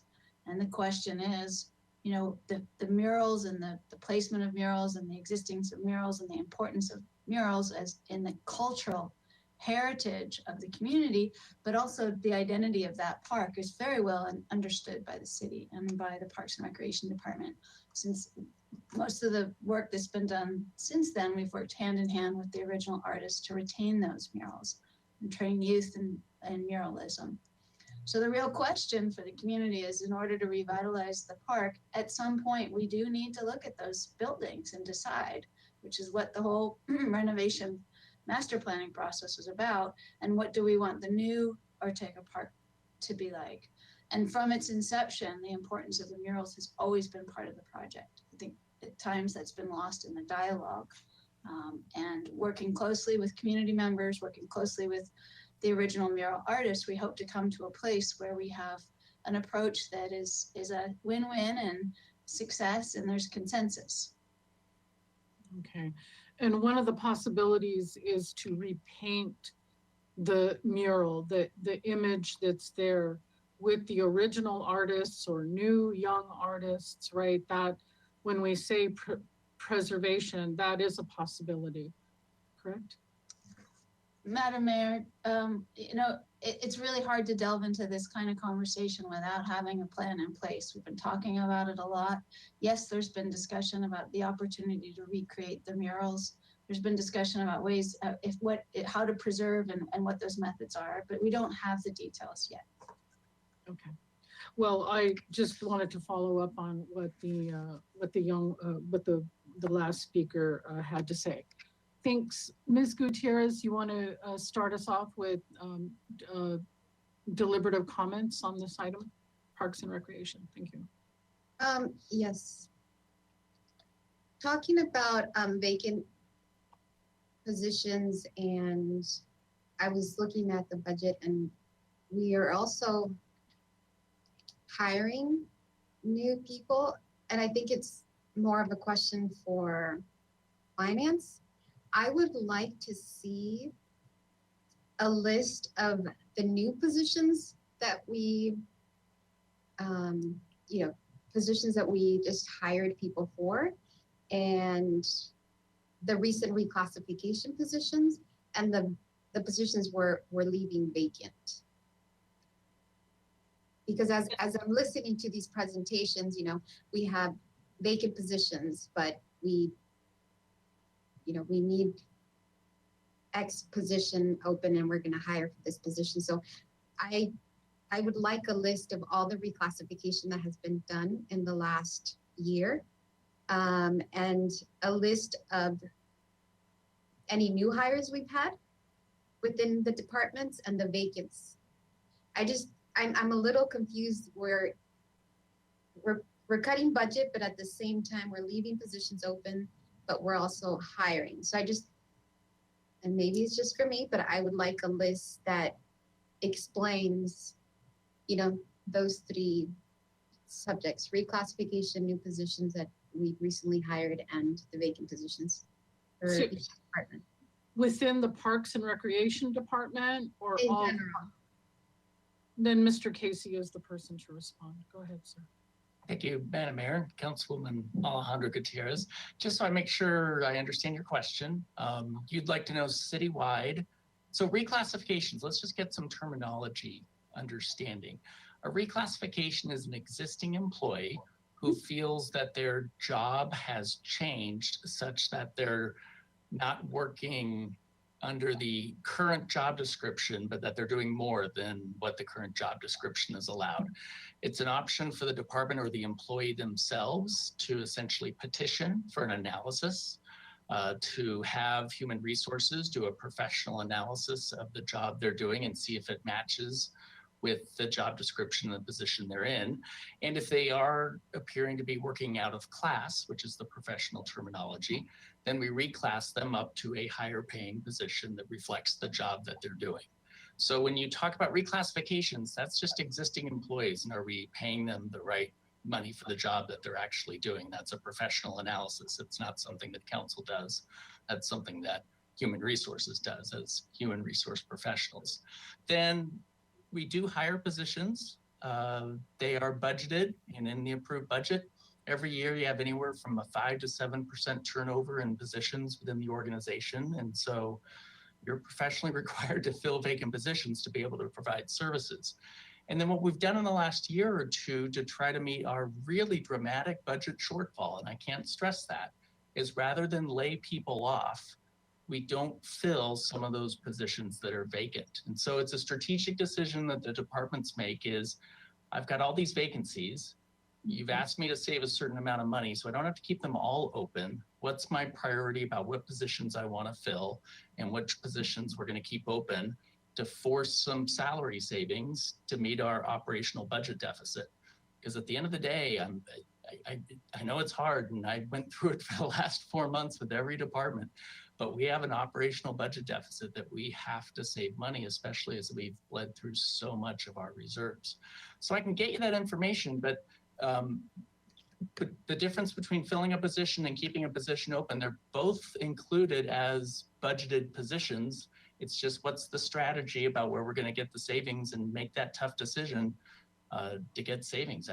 I know my staff would love to fill every vacant position that they got. Our budget is just not in a position to do so, and I can't stress that enough. But happy to get you that information if that's helpful to you as part of your budget deliberations. Thank you for that explanation. And I do know what reclassification means.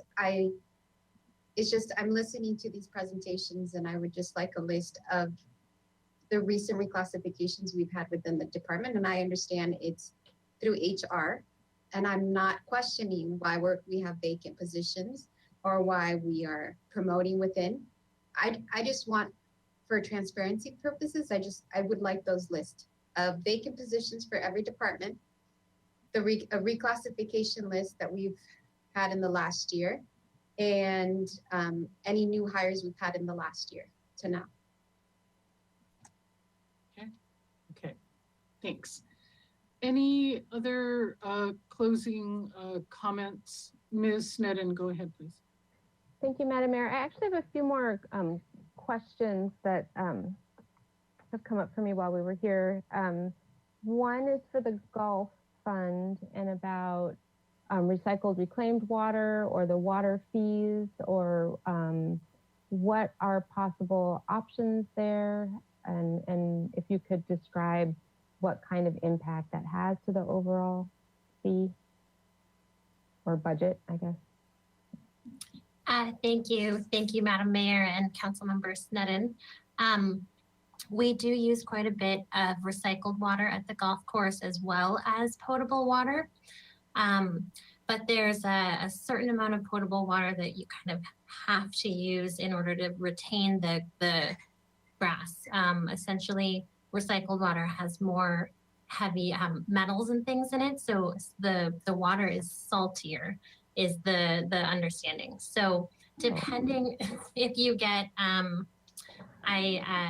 don't know all the details as I'm not a scientist, but I can tell you that depending on the amount of rainfall, you actually can rely more on recycled water than potable water, because that rainfall can kind of flush out some of the saltiness and keep the grasses happier. But it is something that we use as much as possible. We even will have modified the types of grass that we use and other landscapes around the course to try to, again, reduce the need for potable water. Okay, thank you. We've talked in the Water Commission, we've talked a lot about increasing the use of recycled reclaimed water, and a lot of issues have come up, but not exactly the quality of the recycled reclaimed water. So that's something I want to follow up on. That's interesting. I did not understand that. So thank you for that. And I think it's fantastic news that the Gulf Fund is now doing well, and it has been, especially in COVID, such an important outdoor recreation space that's safe for people to use. And thank you for that. Okay, so back to parks. I guess I have some asks, I guess, for, since this is a 2-year, and as it becomes available, but also maybe some ways that we can leverage what we have with what we could have, and with not just volunteers, but maybe with some fire mitigation funding that might be available. And I just want to kind of go through some of the parks. And maybe I still have a question about the caretakers at both Schofield and Franceschi Park, and if they live there around the clock, or is it they visit there at some time to maintain the park? Or I've had questions of what is their function, and how much funding is there, and I guess that's to start with a question on that. Yeah. Thanks. Madam Mayor, Councilmember Sneddon, the caretakers are city parks and recreation employees. Their duties are limited to opening and closing the park gates and doing a walk around.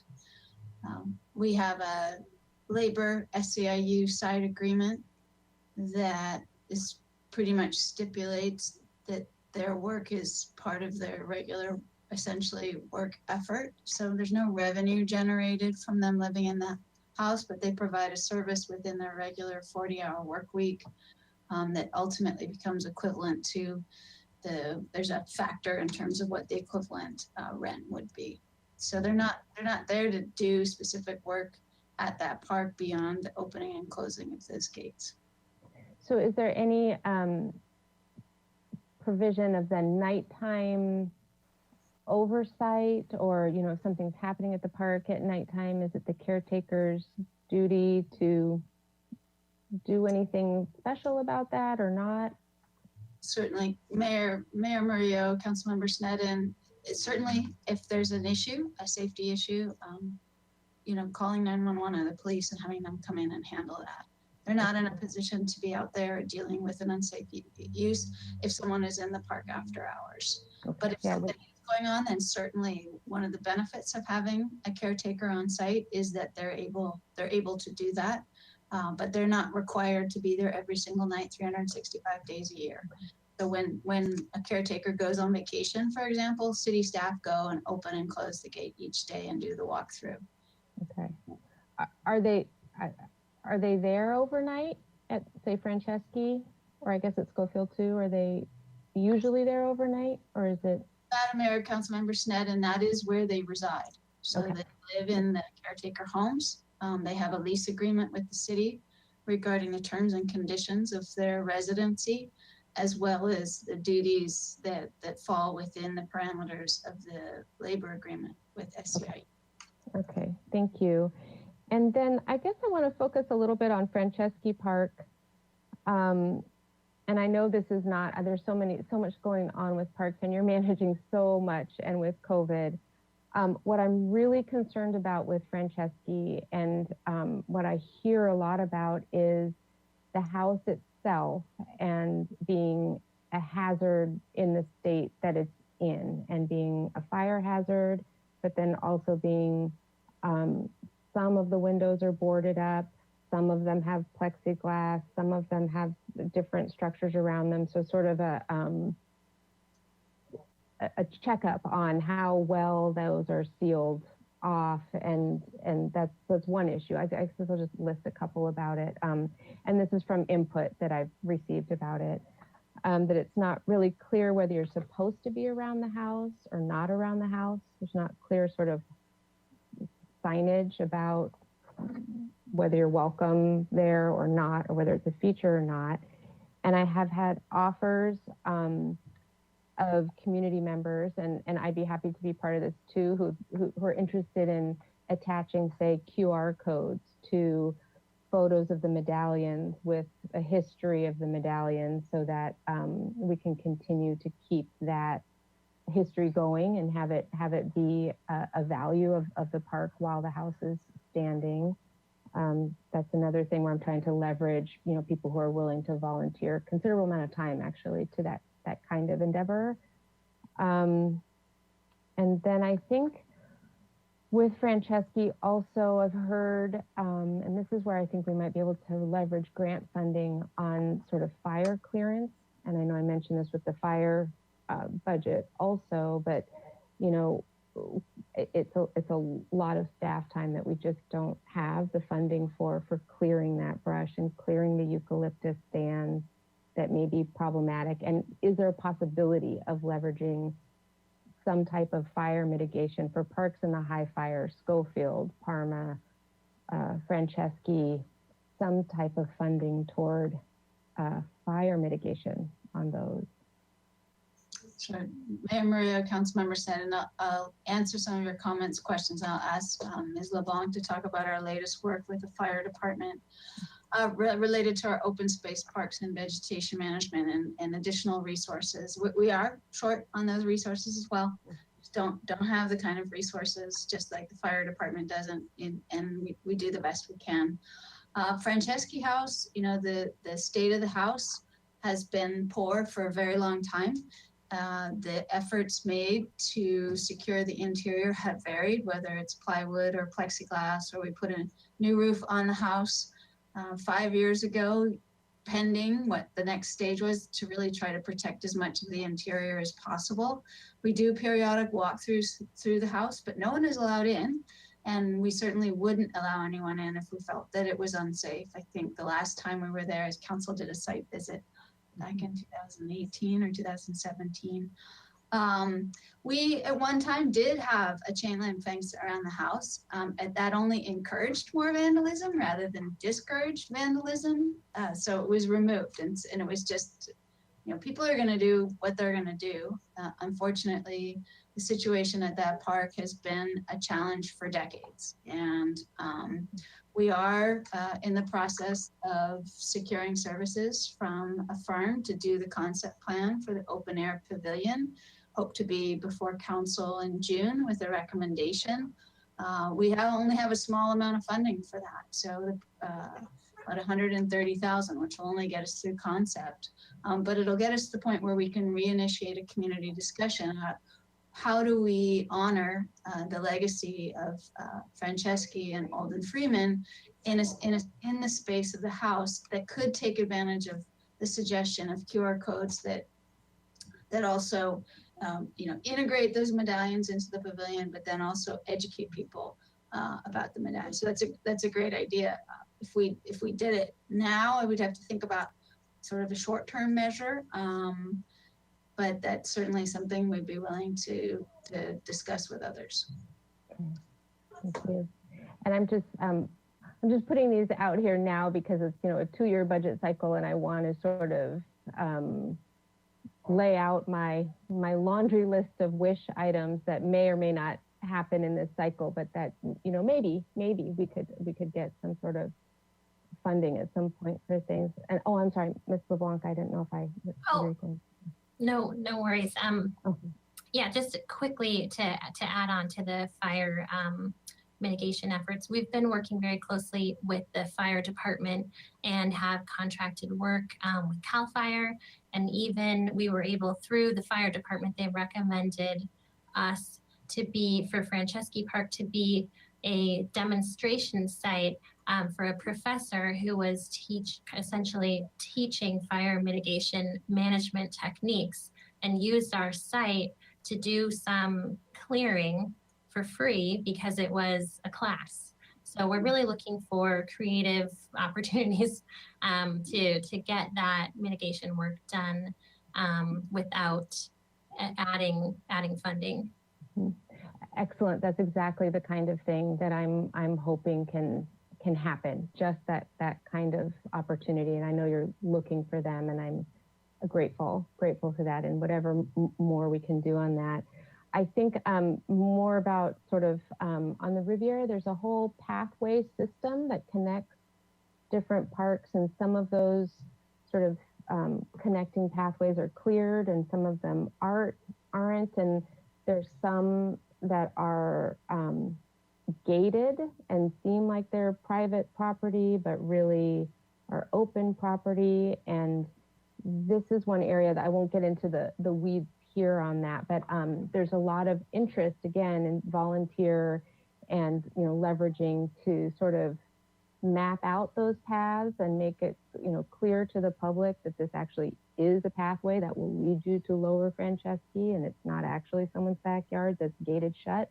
I think you know where I'm talking about. And there are just different connection points through there for our parks that I think are being underutilized in ways that the community could have more engagement with and eyes on, and I'm envisioning something like a trails project, and again, volunteers who are interested in clearing those trails and kind of having those paths be clear. And I guess we would need, again, a small amount of staffing to aid the volunteers in doing what's right in terms of the parks and not, you know, clearing the wrong places or things like that. So I just want to start putting that out there, sort of a Riviera Trails step pathways led by volunteers, but facilitated through staff to be able to make that even better. And then also leveraging with the fire clearance in Franceschi. I'm trying to think if there's anything else, but there's, I think we have, there was one more about, and this is again from input from constituents and residents who are concerned about the safety of the parks, but lighting around the reservoir. I've heard some issues about lighting around there. Is that in the budget that could be taken care of, or is that a separate issue? Madam Mayor, Councilmember Senate, I know it's a comment from you, and really, I think we need to go back and look at the environmental impact report from that, but there was a huge focus from the community that they did not want it to be a space that attracted people from outside the neighborhood. It is in a high fire hazard area. So there's a lot of things, and we can double check with the water resources staff, that are prohibited in this location. In addition to you know, just concerns about, you know, more activity there from non-area residents. So that would be something that would have to be revisited, and probably an analysis would need to be done on that. Thank you. Okay, so thank you. So there's a reason that those lights aren't bright and lit. I don't know specifically, but my guess is if we can't have a dog bowl, water bowl there, lights probably aren't an option either. Okay, thank you. So I think with that, I would just really sincere appreciation for what it is that you have been able to accomplish. You've been, you know, running on a budget deficit for a long time. really would like to see those hourly workers come back as quickly as possible. And I think when we get budget updates on that, really looking for that, and especially the youth and the training programs and the Arts Alliance and what we can do for youth programs. I'm not sure at this point about starting new initiatives and programs until we're whole again with the ones that have been sort of gutted. So I'm not real sure on that one. I guess we'll discuss that more with the full budget. And then if I could just, and I'm sure you're always so accommodating, but if I could reserve maybe some time with volunteers who are really just waiting to start projects, that we could maybe talk about that in these coming months to sort of organize that and see what that would entail, and especially for the Rose Garden and organizing those, and for the Riviera Trails and for Franceschi Park in particular. And I just really want to also thank you for reopening the public input on Ortega Park and really pivoting in that direction and seeing the call from the community to want to have more conversation about that and input, and to continue that and trying to come to consensus and inviting the space for that and working with council members. It's been it's been really gratifying to see the value that you're placing on community input, and we're doing all we can to get the best outcome from all of that we can. And I'll leave my comments at that. Thank you, Madam Mayor. All right, thank you so much.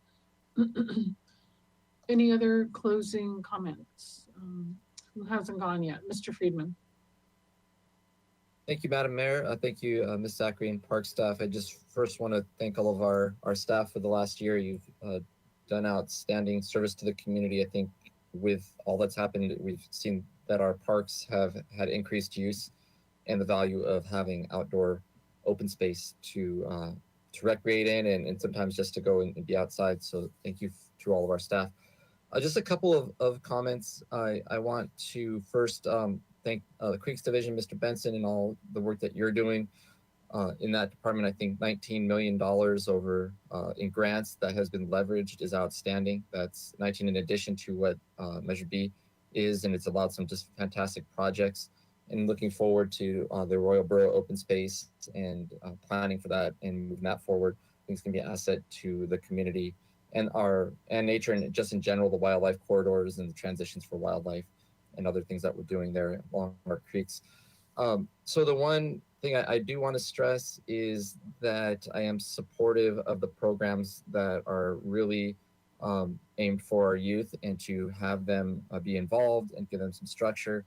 In some cases, even the apprenticeships and even earning some income while they're serving our community. In some of these, I think it's a great model, and we need to invest in that to the extent that we can. And I would like to have it brought back or be considered as part of the final the summer family summer program that we've been working on with the school district. And just as a little bit of background on it, is that this program has actually been incubating for over 10 years. It was actually the brainchild of Ismael Huerta with the school district. So he's seen this program work in other communities, and he's been trying to make it work up here. And out of the school district council joint meeting we had, I think it was the last one we had before COVID, that issue came up of how we could do a better collaboration with our parks and our school district, because we have some mutual. We have facilities, we have programming, so just how that came up, and he brought that forward. And so we were planning to do it last year, but of course we couldn't. So there's this real opportunity here, and with Superintendent Maldonado and her staff, and they've really stepped up, and the school district is on board with this and moving it forward. And we also have the third partner is the philanthropic community that are really interested in this. So I think the economies of scale here, and anytime we can have the school district, the city council, the city of Santa Barbara, and our community step up and have this program. And it would be for 6 weeks in the summer of next year of 22. And if we don't fund the prep work this year, we won't be able to do it next summer, and it would be pushed out another year.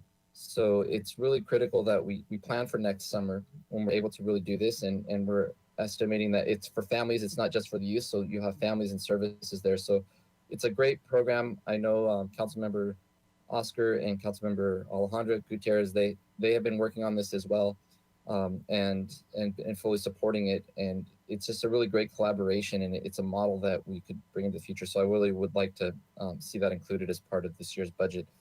And with that, I appreciate all the time and effort of the Parks Department and your staff and this presentation today. Thank you.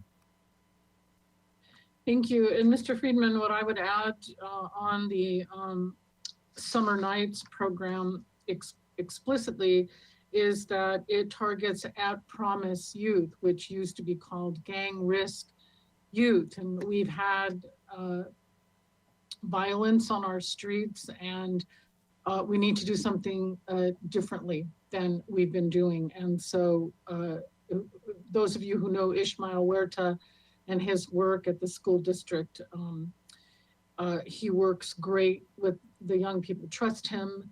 And so I fully support that, coming back and looking at options for funding it. And Ms. Snedden gave us a thumbs up. Did you want to add something at this point? I just wanted to verbally say my support. I didn't know about the program, and clearly this is a collaborative, and I'm very appreciative. So full support. Thank you, Madam Mayor, and thank you, Councilmember Friedman, for giving more detail on that. Thank you. Thank you.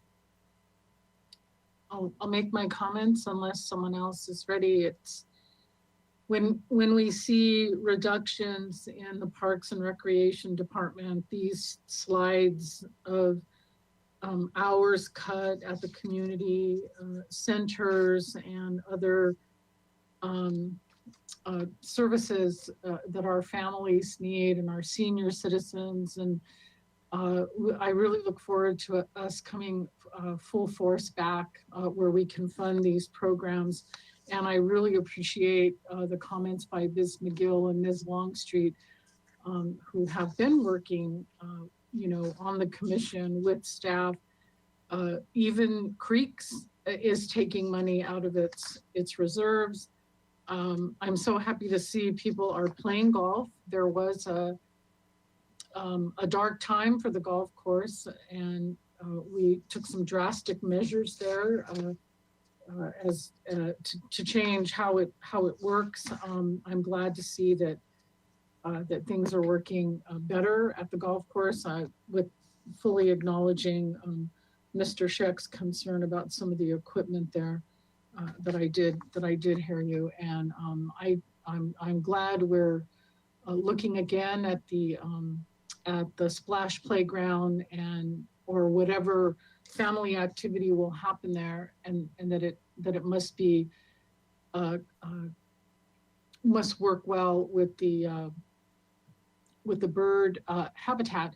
But I will say that I was thinking about families on the Lower West Side who are so close to that West Beach area. It really is a walking distance from the Lower West, and a lot of families in those big apartment complexes that could bike there in 5 minutes, walk it in 10 or 12 minutes. And so, with all due respect to everyone's concerns, those activities there on West Beach would not just serve tourists. We're really looking for something for our low-income families to participate in. And I appreciate everyone's advocacy today. And it looks like if you don't need anything else from us, Ms. Zachary, one more call. Anyone have anything else to say? We'll go ahead and accept your budget as is with the notes that we've given you. We meet again, we'll adjourn to tomorrow at 11 in the morning. We have a closed session. If no one Mr. Casey, Ms. Zachary, if you don't need anything else, I'd like to thank the Parks and Recreation staff and everyone who participated in the public comment period. Ms. Zachary? Thank you, Madam Mayor. Okay, thanks. Meeting adjourned.